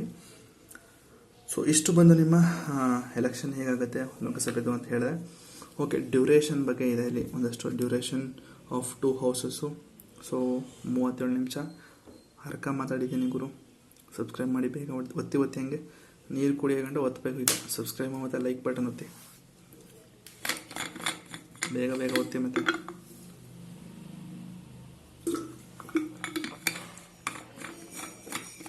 ಒತ್ತಿದ್ರಾ, ಸಬ್ಸ್ಕ್ರೈಬ್ ಒತ್ತಿದ್ರಾ ಅಂತ ತಿಳ್ಕೊಳ್ತೀನಿ. ಜೊತೆಗೆ ಬೆಲ್ ಬಟನ್ ಒತ್ತಿ, ಯಾಕಂದರೆ ನೋಟಿಫಿಕೇಶನ್ ಬರುತ್ತೆ. ಓಕೆ, ನೆಕ್ಸ್ಟ್ ಡ್ಯೂರೇಷನ್ ಆಫ್ ರಾಜ್ಯಸಭೆ ಇದೆ. ಸೊ ರಾಜ್ಯಸಭೆಗೆ ಡ್ಯೂರೇಷನ್ ಇದೆಯಾ, ಲೋಕಸಭೆಗೆ ಇದೆಯಾ? ಸೊ ನಮ್ಗೆ ಗೊತ್ತು ಲೋಕಸಭೆ 5 ವರ್ಷಕ್ಕೊಂದ್ಸತಿ ಹೊಸ ಎಲೆಕ್ಷನ್ ಆಗುತ್ತೆ. ಸೊ ಹಾಗಾಗಿ ಲೋಕಸಭೆಗೆ 5 ವರ್ಷ ಟೆನ್ಯೂರ್ ಅಂತ ನಮ್ಗೆ ಗೊತ್ತು. ಸೊ ಅದೇ ರೀತಿ ನಿಮಗೆ ರಾಜ್ಯಸಭೆಗೂ ಇದೆಯಾ ಅಂತಂದರೆ ನೋಡೋಣ ಬಂದಿದೆ. So the Rajya Sabha it is a first constituted in 1952. 1952 ಈ ರಾಜ್ಯಸಭಾ ಅಂತ ಬಂದಿದ್ದು, ಅಂದರೆ ಕಾನ್ಸ್ಟಿಟ್ಯೂಟ್ ಮಾಡ್ತಾರೆ. It is a continuing chamber. ನೋಡಿ, it is a continuing chamber ಅಂತೆ. ಜೊತೆಗೆ ಏನಿದು ಕಂಟಿನ್ಯೂಯಿಂಗ್ ಚೇಂಬರ್ ಮುಂದೆ ಹೇಳ್ತೀನಿ. Next that is it is a permanent body and it is not subjected to dissolution. ಅದಕ್ಕೆ ಇದನ್ನು ಕಂಟಿನ್ಯೂಯಿಂಗ್ ಚೇಂಬರ್ ಅಂತಾರೆ. ಯಾಕೆ ಅಂತಂದರೆ it is an permanent body ಅಂದರೆ ಮೆಂಬರ್ಸ್ ಪರ್ಮನೆಂಟಾ? ಅದನ್ನು ಹೇಳೋದಕ್ಕಾಗಲ್ಲ. Members permanent ಆಗೋದಕ್ಕಾಗಲ್ಲ. ಯಾಕಂದರೆ ಪ್ರತಿ 2 ವರ್ಷಕ್ಕೊಮ್ಮೆ ಅವರು ರಿಟೈರ್ಡ್ ಆಗಿಬಿಡ್ತಾರಂತೆ. ಪ್ರತಿ 2 ವರ್ಷಕ್ಕೊಮ್ಮೆ ಅವರು ರಿಟೈರ್ಡ್ ಆಗ್ತಾರೆ. ಹಾಗಾದರೆ ಯಾಕೆ ಇದು continuing chamber it is a permanent body ಅಂತಿದೆ ಅಂತಂದರೆ, ಇದುವರೆಗೂ ರಾಜ್ಯಸಭಾ ಡೆಸಲ್ಯೂಷನ್ ಅಂದರೆ ನೀವೆಲ್ಲೂ ಕೇಳಿರಲ್ಲ. ರಾಜ್ಯಸಭಾ ವಿಲೀನಗೊಳ್ತು, ರಾಜ್ಯಸಭೆ ಅದು ಮುಗೀತು ಅಂತ ಎಲ್ಲೂ ಕೇಳಿದಿಲ್ಲ ನೀವು. ಯಾಕಂದರೆ it is a permanent body. ಇದನ್ನ ಹೌಸ್ ಆಫ್ ಲಾರ್ಡ್ಸ್ ಅಂದರೆ ಅಪ್ಪರ್ ಹೌಸ್ ಅಂತ ಕರೀತಾರೆ. ಇದಕ್ಕೆ ಯಾರೂ ಟಚ್ ಮಾಡೋದಕ್ಕಾಗಲ್ಲ, ಆಯಿತಾ? ಅದಕ್ಕೆ ಇದನ್ನು ನಾವು ಪರ್ಮನೆಂಟ್ ಬಾಡಿ ಅಂತೀವಿ. Also it is A continuing chamber ಅಂತೀವಿ. ಈಗ 2 ವರ್ಷ ಇತ್ತು ಅಂತಂದರೆ ಒಬ್ಬನದು, ಅಂದರೆ ಒಂದು ಆಫೀಸು ಒಂದು 2 ವರ್ಷ ರಾಜ್ಯಸಭೆಯಲ್ಲಿ ಇತ್ತು ಅಂತಂದರೆ ಅವ್ನು 2 ವರ್ಷ ಕಂಪ್ಲೀಟ್ ಮಾಡ್ತಾನೆ. ಮಧ್ಯದಲ್ಲಿ ಡೆಸೊಲ್ಯೂಷನ್ ಆಯಿತು, ವಿಲೀನ ಆಯಿತು ಅಂತ ಅಂದ್ಬಿಟ್ಟು ಅವನ್ನ ಕೆಲಸದಿಂದ ಈಚೆಗೆ ತೆಗೆದಿಲ್ಲ. ಅದಕ್ಕೆ ನಾವು ಅದನ್ನು ಕಂಟಿನ್ಯೂಯಿಂಗ್ ಚೇಂಬರ್ ಅಂತೀವಿ. ಮುಂದೆ ಹೇಳ್ತೀನಿ ಅದ್ರ ಬಗ್ಗೆ, ತಲೆ ಕೆಡಿಸ್ಕೊಬೇಡಿ. Next, however 1/3 of its member retired every second year. ನೋಡಿ 1/3 ಅಂತೆ, ಸಾರಿ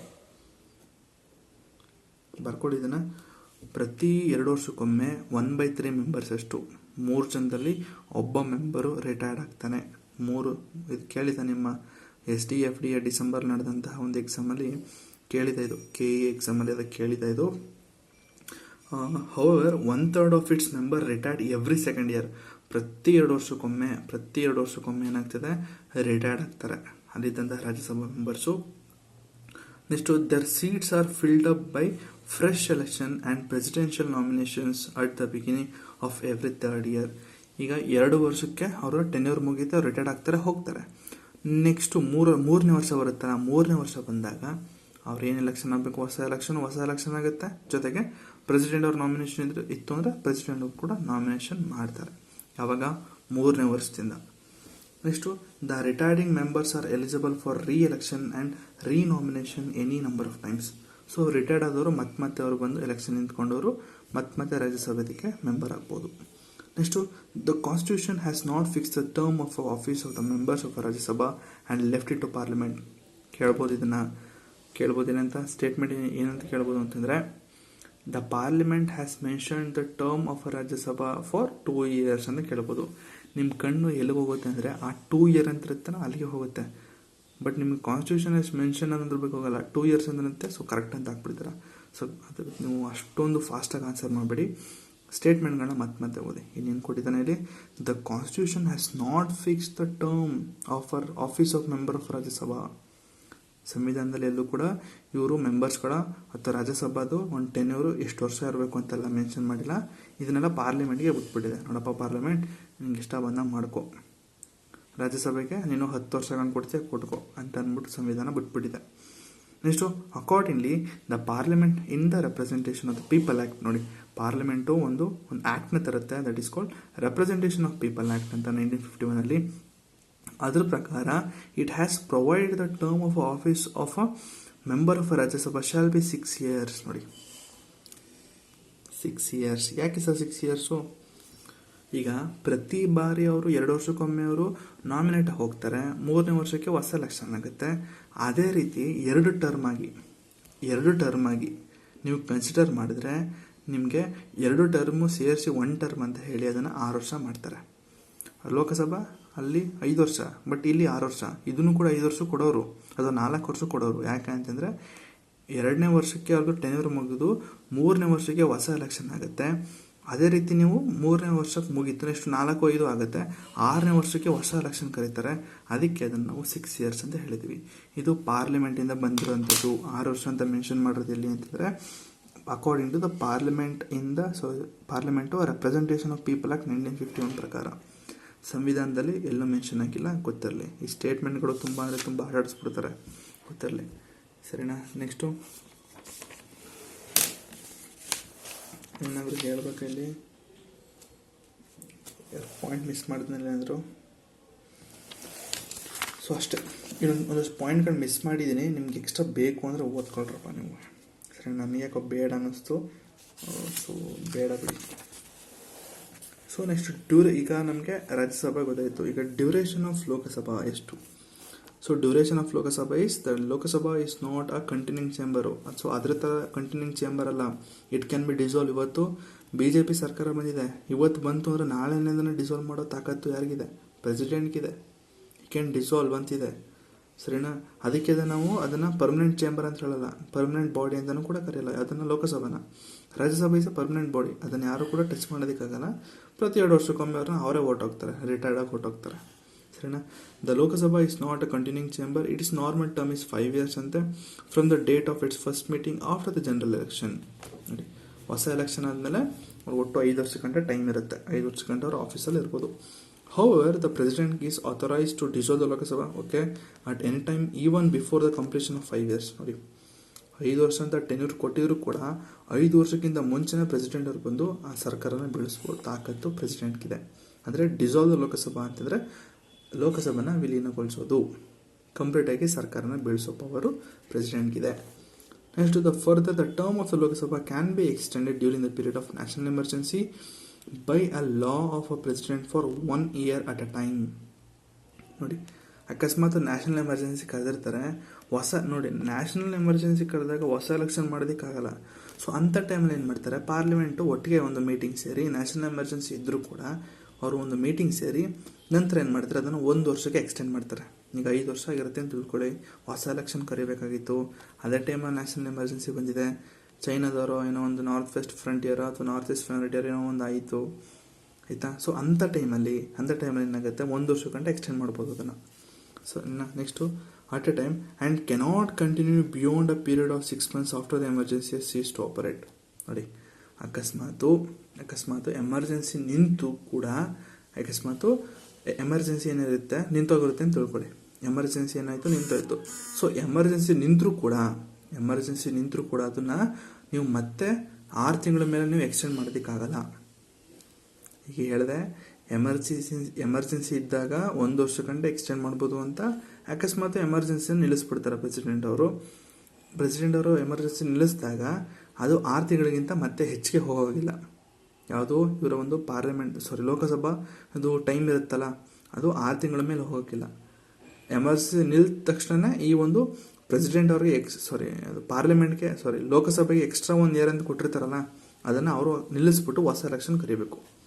ಸೊ ಅದು 6 ತಿಂಗಳ ಗಂಟೆ ಹೋಗಬಾರ್ದು, ಯಾವಾಗ ನಮ್ಮ ನ್ಯಾಷನಲ್ ಎಮರ್ಜೆನ್ಸಿ ಸ್ಟಾಪ್ ಆದಮೇಲೆ. So next members of parliament ಏನೇನು ಕ್ವಾಲಿಫಿಕೇಷನ್ ಇರಬೇಕು ಅಂತಿದೆ.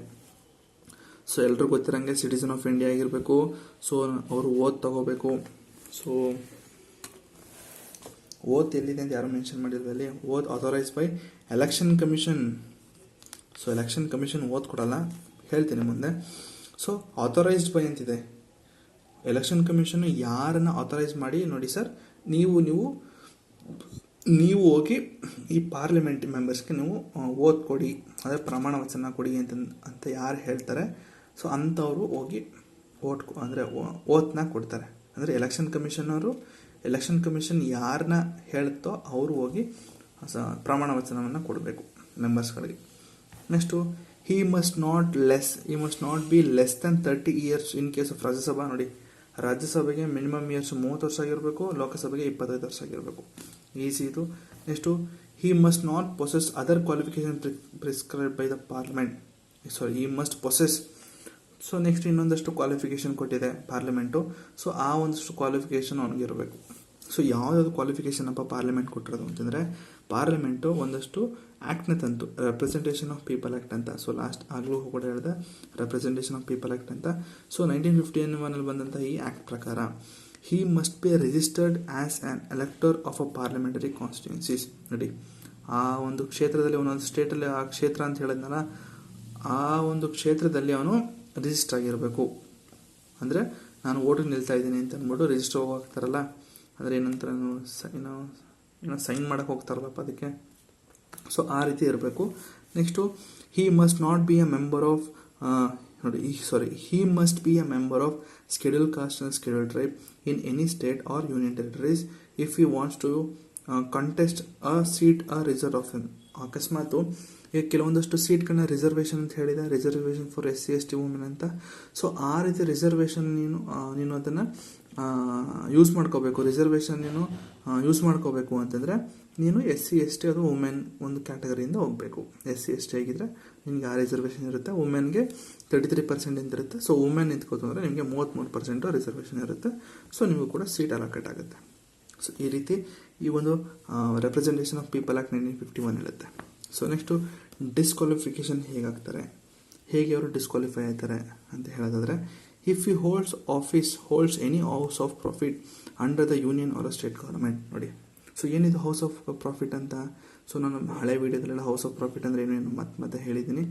ಸೊ ಇಲ್ಲಿ ಸಿಂಪಲಾಗಿ ಹೇಳೋದಾದರೆ, consider he is N business man ಅಥವಾ IAS ಆಫೀಸರ್ ಆಗಿರ್ಬೋದು, ತುಂಬ ಕನ್ಸಿಡರ್ ಬಿಸ್ನೆಸ್ ಮ್ಯಾನ್ ಆಗಿದೆ ಅಂತ ತಿಳ್ಕೊಳ್ಳಿ. ಸೊ ಅವನಿಗೆ ಹೌಸ್ ಆಫ್ ಪ್ರಾಫಿಟ್ ಇದೆ ಅಂದರೆ ಒಳ್ಳೆ ಪ್ರಾಫಿಟ್ ಇದೆ, ಆಯಿತಾ. ಒಳ್ಳೆ ದೊಡ್ಡ ಕಂಪ್ನಿ ಇದೆ. ಎಕ್ಸಾಂಪಲ್ ಎಲಾನ್ ಮಸ್ಕು, ಇಂಡಿಯಾದಲ್ಲಿ ಈಗ ನಾರಾಯಣ್ ಮೂರ್ತಿ. ಸೊ ಅಂಥವರು ಮೆಂಬರ್ ಆಗೋದಕ್ಕೆ ಆಗೋದಿಲ್ಲ. ಸೊ ಯಾಕಂದರೆ ಅವ್ನಿಗೆ ಹೌಸ್ ಆಫ್ ಪ್ರಾಫಿಟ್ ಒಂದು ಇದೆಯಲ್ಲ. ಸೊ ಅದಕ್ಕೆ ನೆಕ್ಸ್ಟು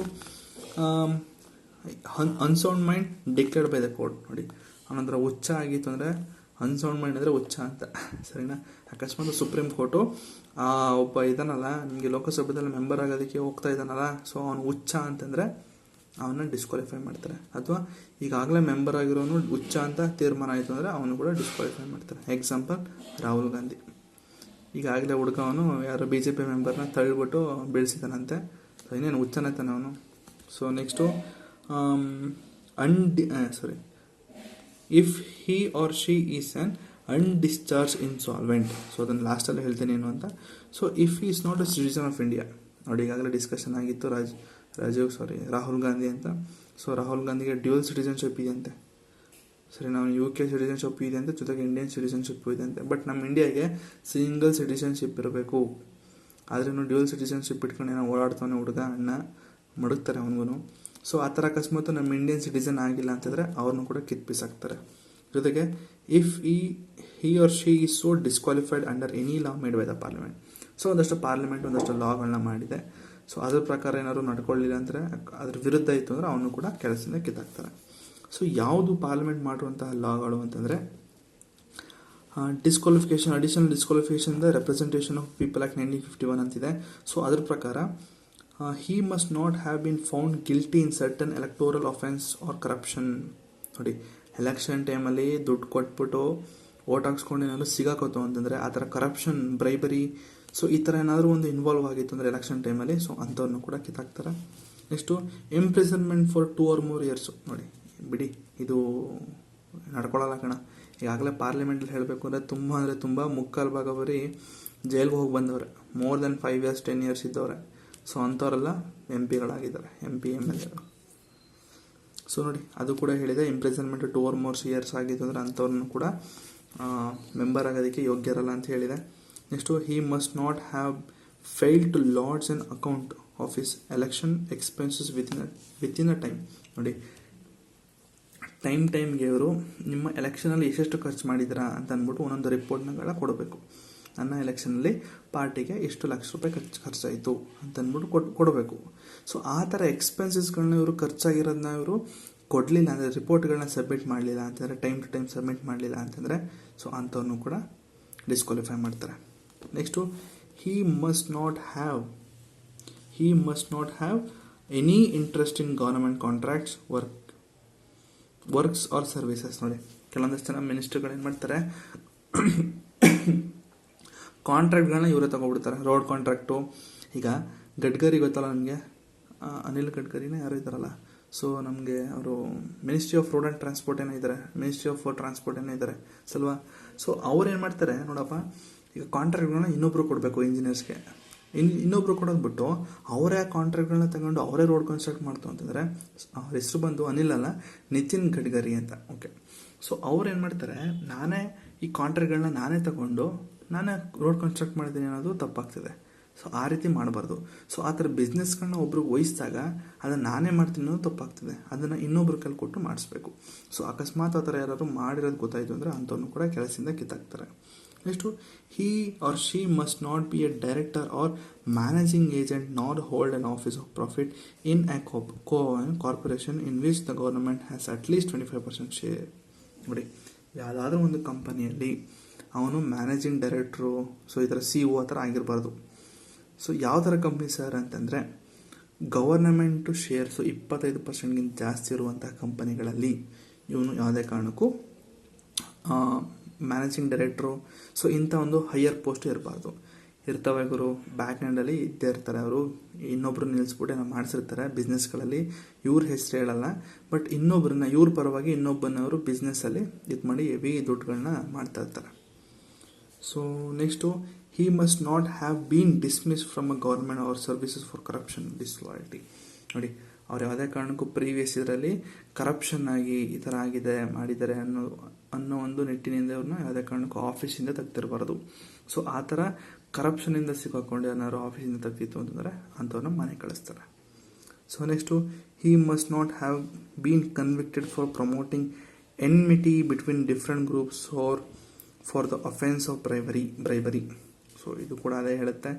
ಸೊ ಬ್ರೈಬರಿ ತಗೊಂಡಿರಬಾರ್ದು, ಜೊತೆಗೆ ಬ್ರೈಬರಿ ತಗೊಂಡಿರೋನ್ನ ಅನ್ನೋದು ಅವ್ರ ಪರವಾಗಿ ಮಾತಾಡಬಾರ್ದು ಒಂದು ಕಡೆ ಏನೋ ಇದೆ. ಸೊ ನಮಗೆ ಬೇಡ ಅದು 7ನೇ ಪಾಯಿಂಟ್ ಬೇಡ ಬಿಡಿ, ಇದು ಬ್ರೈಬರಿ ಬಗ್ಗೆನೇ ಮತ್ತೆ ಮಾತಾಡಿದ್ದಾನೆ.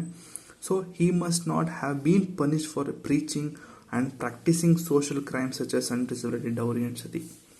ಸೊ ನೋಡಿ, ಅಕಸ್ಮಾತ್ ಯಾವ್ದಾದ್ರು ಒಂದು ಮೆಂಬರ್, ಈಗ ನಾಳೆನೇ ರಾಜೀವ್ ಗಾಂಧಿ ನಾಳೆನೇ ರಾಜೀವ್ ಗಾಂಧಿ ಮದುವೆ ಆಯಿತು, ಸೊ ಅವನು ಅನ್ಟಚಬಲ್ಲು, ಜೊತೆಗೆ ಡೌರಿ ಆ್ಯಕ್ಟಲ್ಲಿ, ಸೊ ಇಂಥ ಆ್ಯಕ್ಟ್ಗಳೇನೋ ಸಿಗಾಕೋದು ಅಂತಂದರೆ ನೋಡ್ಯಪ್ಪ, ನೀನು ಮನೆಗೆ ನಡಿ, ನೀನು ಈ ಲೋಕಸಭಾ ಮೆಂಬರ್ ಆಗೋದಕ್ಕೆ ಅಥವಾ ರಾಜ್ಯಸಭಾ ಮೆಂಬರ್ ಆಗೋದಕ್ಕೆ ನೀನು ಯೋಗ್ಯನಲ್ಲ ಅಂತ ಅಂದ್ಬಿಟ್ಟು ಅವನು ಕೂಡ ಮನೆಗೆ ಕಳಿಸ್ತಾರೆ. ಸರಿನಾ? Next disqualification on the ground of defection, ಅಂದರೆ ಪಕ್ಷಾಂತರ ನಿಷೇಧ ಕಾಯ್ದೆ ಅಂತಂತಾರೆ, ಆ್ಯಂಟಿ ಡಿಫೆಕ್ಷನ್ ಲಾ ಅಂತ. ಈಗ ಒಬ್ರು ಏನು ಮಾಡ್ತಾನೆ ಅಂದರೆ ಎಲೆಕ್ಟ್ ಆಗುತ್ತೆ ಅಂತ ತಿಳ್ಕೊಳ್ಳಿ, ಈಗ ನಾಳೆ ಕಾಂಗ್ರೆಸ್ ಗೆಲ್ತು ಅಂತ ತಿಳ್ಕೊಳ್ಳಿ, ಯಾರೊಬ್ಬ ಮೆಂಬರು ಅವನೇನು ಮಾಡ್ತಾನೆ, ಎಲೆಕ್ಷನ್ ಆಗುತ್ತೆ, ಕಾಂಗ್ರೆಸ್ ಇದ್ರಲ್ಲಿ ಗೆದ್ದಿರ್ತಾನೆ, ಅವನೇನು ಮಾಡ್ತಾನೆ, ಪಕ್ಷನ ಚೇಂಜ್ ಮಾಡ್ತಾನೆ, ಕಾಂಗ್ರೆಸ್ಸಿಂದ BJP ಬರ್ತಾನೆ. That is called anti defection ಲಾ, ಪಕ್ಷಾಂತರ ನಿಷೇಧ ಕಾಯ್ದೆ ಅಂತಂತಾರೆ. ಅಂದರೆ ಅವನು ಯಾವುದೇ ಕಾರಣಕ್ಕೂ ಎಲೆಕ್ಷನ್ ಆದಮೇಲೆ ಅವನು ಯಾವುದೇ ಕಾರಣಕ್ಕೂ ಅವನು ಪಕ್ಷಗಳನ್ನ ಚೇಂಜ್ ಮಾಡಬಾರ್ದು. ಅಕಸ್ಮಾತ್ ಚೇಂಜ್ ಮಾಡ್ತು ಅಂತಂದರೆ ಅವನು ಮನೆಗೆ ಕಳಿಸ್ತಾರೆ. ನೋಡಪ್ಪ, ಹೋಗು ನೀನು ಈ ಥರ ನಾಟಕಗಳು ಆಡ್ಕೊಂಡು ನೀನು ಮೆಂಬರ್ ಆಗಬೇಡ, ಹೋಗು ಮನೆಗೆ ಅಂತ ಕಳಿಸ್ತಾರೆ. ಹಾಗಾದರೆ ಎಲೆಕ್ಷನ್ಗಿಂತ ಮುಂಚೆ ಆಗೋದೇನು? ಸೊ ಎಲೆಕ್ಷನ್ಗಿಂತ ಮುಂಚೆ ಆಗ್ಬೋದು, ದಟ್ ಇಸ್ ಕಾಲ್ಡ್ ಮೈತ್ರಿ ಸರ್ಕಾರ ಅಂತ ಹೇಳ್ತಾರೆ. ಸೊ ಮೈತ್ರಿ ಆಗ್ಬೋದು ಎಲೆಕ್ಷನ್ಗಿಂತ ಮುಂಚೆನೇ. ಬಟ್ ಎಲೆಕ್ಷನ್ ಆದಮೇಲೆ ಒಂದ್ಸತಿ ನಾವು ಕಾಂಗ್ರೆಸ್ಗೆ ನಾವು ಓಟ್ ಹಾಕಬೇಕಾದ್ರೆ BJP ಕಾಂಗ್ರೆಸ್ ಅಂತ ಹಾಕೋದು, ಮೆಂಬರ್ ನೋಡಿ ಹಾಕಲ್ಲ. ಸೊ BJP ಕಾಂಗ್ರೆಸ್ ಅಂತ ಹಾಕ್ತಾರೆ ಜನಗಳು ಓಟ್ಗಳನ್ನ. ಸೊ ಅಂಥ ಟೈಮಲ್ಲಿ ಇವನು ಓಟ್ ಗೆದ್ದಾದ್ಮೇಲೆ ಪಾರ್ಟಿಗಳನ್ನ ಚೇಂಜ್ ಮಾಡ್ಬೋದಲ್ವ.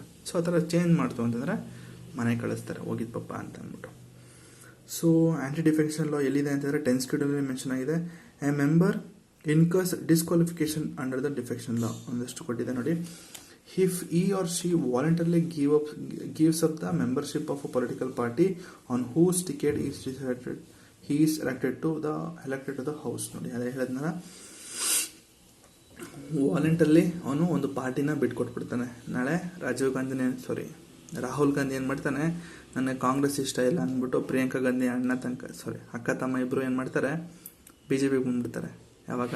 ಎಲೆಕ್ಷನ್ ಆದಮೇಲೆ. ಸೊ ಅಂಥ ಟೈಮಲ್ಲಿ ಅವನ್ನ ಮನೆಗೆ ಕಳಿಸ್ತಾರೆ. ಇಬ್ಬರು ಅಕ್ಕ ತಮ್ಮ ಇಬ್ಬರು ನಡ್ರಿ ಹೋಗಿ ಮನೆಗೆ ಹೋಗ್ಬಿಟ್ಟು ಕಳೆಗೆ ಕೈತೀನಿ ಹೋಗಿ ಅಂತ ಕಳಿಸ್ತಾರೆ. So next, if he or she votes or abstains from voting in the house contrary to any direction given by his political party. ಅಕಸ್ಮಾತು ಪಾರ್ಟಿ ವಿರುದ್ಧವಾಗಿ ಏನಾದ್ರೂ ವೋಟ್ ಮಾಡ್ತು ಅಂತಂದರೆ, ಈಗ ನಾಳೆ ದೇಶನ ಮಾರೋಣ ಅಂತ ಡಿಸ್ಕಸ್ ಮಾಡಿರ್ತಾರೆ ಒಂದು ಪಾರ್ಟಿ, ಕಾಂಗ್ರೆಸ್ ಮಾಡ್ತಾರದೇ ಈಗ ಅದೇ. ಸೊ ನಾಳೆ ನಾವು ಟೆರಿಟರಿನ ನಾವು ಬಿಟ್ಕೊಟ್ಬಿಡೋಣ ಅಂದ್ಕೊಂಡೇನೋ ಮಾತಾಡಿರ್ತಾರೆ ಅಂತ ತಿಳ್ಕೊಳ್ಳಿ ಚೈನಾಗೆ. ಸೊ ಕಾಂಗ್ರೆಸ್ ಈ ಥರ ಎಲ್ಲ ಮಾತಾಡಿದಾಗ ಈಗ ನಾಳೆ ಏನು ಮಾಡ್ತಾನೆ, ರಾಹುಲ್ ಗಾಂಧಿಗೆ ಇಷ್ಟ ಆಗಲ್ಲ ಅಂತ ತಿಳ್ಕೊಳ್ಳಿ, ನಾನು ಟೆರಿಟರಿಗಳನ್ನ ನಾನು ಜವಾಹರ್ಲಾಲ್ ನೆಹರು ಕೊಟ್ಟರಲ್ಲ ಆ ರೀತಿ ನಾನು ಕೊಡೋದಿಲ್ಲ, ನಾನು ನಿಮ್ಮ ವಿರುದ್ಧವಾಗಿದ್ದೀನಿ ಅಂದ್ಬಿಟ್ಟು ಇವರ ವಿರುದ್ಧ ಏನಾದರೂ ವೋಟ್ ಮಾಡ್ತು ಅಂದರೆ ಕಾಂಗ್ರೆಸ್ ವಿರುದ್ಧ ಏನಾದರೂ ಇವನು ವೋಟ್ ಮಾಡ್ತು ಅಂತಂದರೆ, ನಡಿಯಪ್ಪ ನೀವು ಪಾರ್ಟಿ ಮೆಂಬರ್ ಮಾತುಗಳನ್ನ ಕೇಳ್ತಾ, ನೀನು ಪಾರ್ಟಿ ಮೆಂಬರ್ ಮಾತನ್ನೇ ಕೇಳ್ತಲ್ಲ, ನೀನು ನಡಿ ಮನೆಗೆ ಅಂದ್ಬಿಟ್ಟು ರಾಹುಲ್ ಗಾಂಧಿನ ಕಳಿಸ್ತಾರೆ. ಅಂತಂದರೆ ಪಾರ್ಟಿ ತಗೊಂಡಂತಹ ಯಾವುದೇ ಡಿಸಿಷನ್ ಆಗಲಿ ಪಾರ್ಟಿ ಮೆಂಬರ್ಸು ಪಾರ್ಟಿ ಜೊತೆಗಿರಬೇಕು, ಯಾವುದೇ ಕಾರಣಕ್ಕೂ ಪಾರ್ಟಿ ವಿರುದ್ಧವಾಗಿ ಹೋಗಬಾರ್ದು ಅನ್ನೋದು ಈ ಪಾಯಿಂಟ್ನ ಅರ್ಥ. ಸರಿನಾ? Next, if any independently elected members joins any political party. So ಮೊದಲನೇ ಪಾಯಿಂಟೇ ಇಂಡಿಪೆಂಡೆಂಟ್ ಆಗಿ ಯಾರು ಗೆದ್ದಿರ್ತಾನಲ್ಲ ಅಂದರೆ ಎಲೆಕ್ಷನ್ ಆದಮೇಲೆ. ಸೊ ಎಲೆಕ್ಷನ್ ಆದಮೇಲೆ ಈಗ ಎಕ್ಸಾಂಪಲ್ ಸುಮಲತಾ ಅಂತ ಇದೊಂದು ತಿಳ್ಕೊಳ್ಳಿ, ಮಂಡ್ಯದಲ್ಲೇ ಇಂಡಿಪೆಂಡೆಂಟ್ ಆಗಿ ಗೆದ್ದರು. ಅವ್ರೇನು ಮಾಡ್ತಾರೆ, ಎಲೆಕ್ಷನ್ ಆದಮೇಲೆ ಕಾಂಗ್ರೆಸ್ ಜೊತೆ ಹೊರಟೋದ್ರು ಅಂತ ತಿಳ್ಕೊಳ್ಳಿ, ಅಥವಾ BJP ಜೊತೆ ಹೊರಟೋದ್ರು ಅಂತ ತಿಳ್ಕೊಳ್ಳಿ. ಅಂದರೆ ಎಲೆಕ್ಷನ್ ಆದಮೇಲೆ ಹೋಗೋದಿದೆಯಲ್ಲ ಅದು ತಪ್ಪು ಆಗ್ತದೆ. ಯಾಕಂದರೆ ನಾವು ಸುಮಲತಾ ನೋಡಿ ಅಥವಾ ಅಂಬರೀಷನ್ನು ನೋಡಿ ನಾವು ಓಟ್ ಆಗಿರ್ತೀವಿ. ಅವರು ಯಾಕಂದರೆ ನಾವು BJP ಕಾಂಗ್ರೆಸ್ ಅಂತ ಓಟ್ ಆಗಿರಲ್ಲ. ಈ ಟೈಮಲ್ಲಿ ಇಂಡಿಪೆಂಡೆಂಟ್ ಆಗಿ ನಿಂತಿರ್ತಾರಲ್ಲ ಅಂಥವ್ರಿಗೆ ನಾವು ಹೆಸರು ನೋಡಿ ಅವ್ರ ಬ್ಯಾಕ್ಗ್ರೌಂಡ್ ಚೆಕ್ ಮಾಡಿ ನಾವು ಓಟ್ ಹಾಕಿರ್ತೀವಿ. ಸೊ ಅಂಥವ್ರು ಏನು ಮಾಡ್ತಾರೆ, ಓಟ್ ಆದಮೇಲೆ BJP ಜೊತೆ ಅಥವಾ ಕಾಂಗ್ರೆಸ್ ಜೊತೆ ಮೈತ್ರಿ ಮಾಡ್ಕೊಳ್ಳೋದ್ರಿಂದ ತಪ್ಪಾಗ್ತಿದೆ ಅಲ್ವಾ. ಸೊ ಆ ಥರ ಇಂಡಿಪೆಂಡೆಂಟಾಗಿ ಯಾರಾದರೂ ಮರ್ಜ್ ಆಯಿತು ಅಂತಂದರೆ, ಮೈತ್ರಿ ಆಯಿತು ಅಂತಂದರೆ ಎಲೆಕ್ಷನ್ ಆದಮೇಲೆ ಅಂಥವ್ರನ್ನೂ ಕೂಡ ಡಿಸ್ಕ್ವಾಲಿಫೈ ಮಾಡಿ ಕಳಿಸ್ತಾರೆ. Next, if any nominated members joins any political party after the expiry of 6 months. So ಇದೇನು ನನಗೂ ಅರ್ಥ ಆಗಲಿಲ್ಲ, ಇದನ್ನು ಹೇಳ್ತೀನಿ, ಇದನ್ನು ಅಥವಾ ನೋಟ್ಸಲ್ಲಿ ಕೊಟ್ಟಿರ್ತೀನಿ, ಓದ್ಕೊಳ್ಳಿ ಇದನ್ನು. If any nominated members joins any political party after expiry of 6 months ಅಂತಿದೆ. ಸೊ ಇದು ಏನು ಅಂತ ಅರ್ಥ ಮಾಡ್ಕೊಳ್ಳೋಣ ಇದು. ಸೊ ಬಿಡಿ. Next, the qualification. So the question and disqualification under the 10th Schedule is decided by chairman in case of Rajya Sabha, ಮತ್ತು speaker in case of Lok Sabha. ನೋಡಿ, ಕೆಲವೊಂದು ಡಿಸ್ಕ್ವಾಲಿಫಿಕೇಶನ್ ಕ್ವಶನ್ಗಳು ಬರ್ತದಲ್ಲ, ಸೊ ಆ ಥರ ಕ್ವಶನ್ಗಳನ್ನ ಡಿಸ್ಕಷನ್ ಯಾರು ಮಾಡ್ತಾರೆ ಅಥವಾ ಆ ಥರ ಕ್ವಶನ್ಗಳನ್ನ ಯಾರು ಕೊಡ್ತಾರೆ ಅಂತಂದರೆ, ರಾಜ್ಯಸಭೆಗೆ ಚೇರ್ಮನ್ ಕೊಡ್ತಾರೆ, ಲೋಕಸಭೆಗೆ ಸ್ಪೀಕರ್ ಕೊಡ್ತಾರೆ. ಅವರು ಒಂದಷ್ಟು ಕ್ವಶನ್ಗಳಾಗ್ತಾರೆ, ನೋಡಪ್ಪ ನೀನು ಈ ಥರ ತಪ್ಪು ಮಾಡಿದ್ಯಾ, ಸೊ ನಿನ್ನ ಡಿಸ್ಕ್ವಾಲಿಫೈ ಮಾಡ್ತಾ ಇದ್ವಿ. ನೀನು ಈ ಥರ ತಪ್ಪು ಮಾಡಿದ್ಯಾ, ಈ ಥರ ತಪ್ಪು ಮಾಡಬಾರ್ದಾಗಿತ್ತು, as per rules you are not qualified for being a member, ನಡಿ ಮನೆಗೆ ಒಯ್ತಾರೋ ಅಂತ ಹೇಳೋದು ಯಾರು ಅಂತಂದರೆ, ರಾಜ್ಯಸಭೆ ಅಂದರೆ ಚೇರ್ಮನ್ ಹೇಳ್ತಾರೆ, ಲೋಕಸಭೆ ಅಂದರೆ ಸ್ಪೀಕರ್ ಹೇಳ್ತಾರೆ. ಸೊ ನೆಕ್ಸ್ಟು ಅದೇ ರೀತಿ ನೋಡಿ, ಕಿಹೋಟೋ ಹೊಲಾಹನ್ ಕೇಸ್ 1992 ಏನಾಗುತ್ತೆ ಅಂತಂದರೆ, ಸುಪ್ರೀಂ ಕೋರ್ಟ್ ಏನು ಹೇಳುತ್ತೆ, the decision of a chairman ಮತ್ತು speaker in regard of subject to judicial review ಅಂತಿದೆ. ಸೊ ಏನು ಅಂತಂದರೆ, ಈಗ ಚೇರ್ಮನ್ಗಳು ಒಂದಷ್ಟು ಕ್ವಶನ್ಸ್ಗಳನ್ನ ಹಾಕಿ ಅವ್ರನ್ನ ಡಿಸ್ಕ್ವಾಲಿಫೈ ಮಾಡ್ತಾರಲ್ಲ, ಸೊ ಆ ಥರ ಕ್ವಶನ್ಸ್ಗಳನ್ನ ನೀವು ನಿಮ್ಗೆ ಏನಾದರೂ ಅದು ಸರಿ ಅನ್ನಿಸ್ಲಿಲ್ಲ ಅಂತಂದರೆ ನೀವು ಕೋರ್ಟಲ್ಲಿ ಹೋಗಿ ಅದನ್ನು ಕೇಸ್ ಹಾಕ್ಬೋದು. ಅಂದರೆ ಕೋರ್ಟಲ್ಲಿ ಡಿಸ್ಕಷನ್ ಆಗುತ್ತೆ. ನೀವು ಸುಪ್ರೀಂ ಕೋರ್ಟ್ ಅಥವಾ ಹೈಕೋರ್ಟ್ಗೆ ಹೋಗಿ ನೀವು ನೋಡಿ ಸ್ವಾಮಿ, ನನಗೆ ಈ ಥರ ಒಂದಷ್ಟು ಚೇರ್ಮನ್ ಮತ್ತು ಸ್ಪೀಕರ್ಗಳು ಈ ಥರ ಕ್ವಶನ್ಸ್ ಕೇಳಿದ್ದಾರೆ, ಅಂದರೆ ಇಬ್ಬರು ಕೇಳಿರ್ತಾರೆ, ಒಬ್ರಿಗೆ ಕೇಳಲ್ಲ. ಅಕಸ್ಮಾತ್ ಒಂದು ರಾಜ್ಯಸಭಾ ಮೆಂಬರ್ ಆಗಿತ್ತು ಅಂದರೆ ಚೇರ್ಮನ್ ಕೇಳ್ತಾರೆ, ಅಕಸ್ಮಾತ್ ಲೋಕಸಭಾ ಮೆಂಬರ್ ಆಗಿತ್ತು ಅಂದರೆ ಸ್ಪೀಕರ್ ಕೇಳ್ತಾರೆ. ನೋಡಿ ಸ್ವಾಮಿ, ಈ ಥರ ನನಗೆ ಕ್ವಶನ್ಸ್ ಕೇಳಿದ್ದಾರೆ, ಈ ಕ್ವಶನ್ನು ನನಗೆ ಸೂಕ್ತ ಅನ್ನಿಸ್ತಾ ಇಲ್ಲ, ನನಗೆ ನ್ಯಾಯ ಅನ್ನಿಸ್ತಾ ಇಲ್ಲ, ಆದರೂ ಕೂಡ ಅವರು ನನ್ನ ಡಿಸ್ಕ್ವಾಲಿಫೈ ಮಾಡಿದರೆ ದಯವಿಟ್ಟು ನೀವು ಸ್ವಲ್ಪ ಚೆಕ್ ಮಾಡಿ ಅಂತ ಹೇಳಿ ಅವರು ಏನಾದರೂ ಪಿಟಿಷನ್ ರೈಸ್ ಮಾಡಿದ್ರು ಅಂದರೆ ಅಂಥದ್ದನ್ನ ಡಿಸ್ಕಷನ್ ಮಾಡ್ಬೋದು. So next ವೆಕೇಟಿಂಗ್ of a seats. So ಎಲ್ಲಿ ಕಂಡು ಬಂದೆ, ಸೊ ಇನ್ನೂ ಇದೆ ಗುರು. ಸೊ ಇದೊಂದು ಎಕ್ಸ್ಪ್ಲೇನ್ ಮಾಡಿ ನೆಕ್ಸ್ಟ್ ಕ್ಲಾಸಿಂದ ನಾನು ಪ್ರಿಸೈಡಿಂಗ್ ಆಫೀಸರ್ಸ್ ಮಾಡ್ತೀನಿ, ಸರಿನಾ? ಸೊ ವೆಕೇಟಿಂಗ್ ಸೀಟು, ಓಕೆ, ಸೀಟ್ಗಳು ಹೇಗೆ ಖಾಲಿ ಆಗುತ್ತೆ ಲೋಕಸಭಾ ಅಥವಾ ರಾಜ್ಯಸಭಾ ಮೆಂಬರ್ಗಳಲ್ಲಿ, ಸೀಟ್ಗಳು ಹೇಗೆ ವೇಕೆಂಟ್ ಆಗುತ್ತೆ ಅಂತ ಹೇಳಿದ್ರೆ, ಇದು ಡಬಲ್ ಮೆಂಬರ್ಶಿಪ್ ಅಂತಿದೆ. So A person cannot be a member of both house of the parliament at the same time. ನೋಡಿ, ಒಬ್ಬ ಪರ್ಸನ್ನು, ನಾಳೆ ಜಗ್ಗೇಶ್ ಅಂತ ತಿಳ್ಕೊಳ್ಳಿ, ಜಗ್ಗೇಶ್ ಅಂದರೆ ಅಂತ ತಿಳ್ಕೊಳ್ಳಿ, ಜಗ್ಗೇಶು ಲೋಕಸಭೆ ಮತ್ತು ರಾಜ್ಯಸಭೆ ಎರಡಕ್ಕೂ ಮೆಂಬರ್ ಆಗೋದಕ್ಕಾಗಲ್ಲ. ಅಥವಾ ಈಗ ಜಗ್ಗೇಶ್ ನಿಮಗೆ ಅರ್ಥ ಆಗಲಿಲ್ಲ ಅಂತಂದರೆ ರಾಹುಲ್ ಗಾಂಧಿನೇ ತಿಳ್ಕೊಳ್ಳಿ. ಸೊ ರಾಹುಲ್ ಗಾಂಧಿ ಅಣ್ಣ ನಾನು ತುಂಬ ದೊಡ್ಡ ಇವನು ಅಂತ ಅಂದ್ಬಿಟ್ಟು ಎರಡೂ ಹೌಸಲ್ಲಿ ಮೆಂಬರ್ ಆಗೋದಕ್ಕಾಗಲ್ಲ. ಸೊ ಆ ಥರ ಮೆಂಬರ್ ಆಯಿತು ಅಂತಿದ್ರೆ ನಡಿ ಮನೆಗೆ ಅಂತ ಕಳೀತಾರೆ, ಸರಿನಾ? Thus the representation of people act, ಇಲ್ಲೂ ಕೂಡ ಒಂದಷ್ಟು ರೂಲ್ಸ್ ಹೇಳಿದೆ. ಸೊ ಅದು ಕೂಡ ಒಂದಷ್ಟು ನೋಡ್ರಪ್ಪ, ನಾನು ಹೇಳೋ ಒಂದಷ್ಟು ರೂಲ್ಸ್ಗಳನ್ನ ಫಾಲೋ ಮಾಡಿ ಅಂದ್ಬಿಟ್ಟು 1951 ಬಂದಿದೆ. ಅದರ ಪ್ರಕಾರ ಏನು ಅಂತಂದರೆ, if a person is elected to both the house of the parliament, he must intimate within the 10 days in which the house is decide to serve. ನೋಡಿ, ಅವನಿಗೆ 10 ದಿನಗಳ ಟೈಮ್ ಇರುತ್ತೆ. ಅಕಸ್ಮಾತು ಈಗ ರಾಹುಲ್ ಗಾಂಧಿ ರಾಜ್ಯಸಭೆ ಮತ್ತು ಲೋಕಸಭೆ ಎರಡಕ್ಕೂ ಕೂಡ ಮೆಂಬರ್ ಆಗಿರ್ತಾರೆ ಅಂತ ತಿಳ್ಕೊಳ್ಳಿ. ಸೊ ಅಂಥ ಟೈಮಲ್ಲಿ ಅವನಿಗೆ 10 ದಿನಗಳ ಟೈಮ್ ಇರುತ್ತೆ. ಯಾವ್ದಾದ್ರು ಒಂದನ್ನ ಸೆಲೆಕ್ಟ್ ಮಾಡ್ಕೋಬೇಕು. ಅವನು 10 ದಿನದಲ್ಲಿ ಏನಾದರೂ ಸೆಲೆಕ್ಟ್ ಮಾಡ್ಕೊಳ್ಳಿಲ್ಲ ಅಂತಂದರೆ ರಾಜ್ಯಸಭಾ ಸೀಟು ಆಟೋಮೆಟಿಕ್ಕಾಗಿ ಹೊರಟೋಗುತ್ತೆ ಒಂದು. ಅರ್ಥ ಆಯ್ತಾ? ಅವನಿಗೆ 10 ದಿನಗಳ ಟೈಮ್ ಇರುತ್ತೆ. ನೋಡಪ್ಪ, ನಿನಗೆ 2 ಸೀಟು, 2 ಹೌಸಲ್ಲಿ ಮೆಂಬರ್ ಆಗ್ಬಿಟ್ಟಿದೆಯಾ, ಸೆಲೆಕ್ಟ್ ಆಗ್ಬಿಟ್ಟಿದ್ದೆ, ನೀನು ಯಾವುದಾದ್ರೂ ಒಂದು ಹೌಸ್ನ ಸೆಲೆಕ್ಟ್ ಮಾಡ್ಕೋಬೇಕು ಅಂತ 10 ದಿನಗಳ ಟೈಮ್ ಕೊಡ್ತಾರೆ. ಆ 10 ದಿನದಲ್ಲಿ ಅಣ್ಣ ಏನಾದರೂ ಏನೋ ಮಾತಾಡಲಿಲ್ಲ ಅಂತಂದರೆ ಆಟೋಮೆಟಿಕ್ಕಾಗಿ ರಾಜ್ಯಸಭಾ ಸೀಟ್ ಏನಿರುತ್ತೆ ಅದು ಖಾಲಿ ಆಗುತ್ತೆ, ಅಂದರೆ ಅದು ಹೊರಟೋಗುತ್ತೆ. ಅದು ಅವನಿಗೆ ಮಿಕ್ಕಿದ ಕಾಯಂ ಯಾವುದು, ಲೋಕಸಭಾ ಸೀಟು.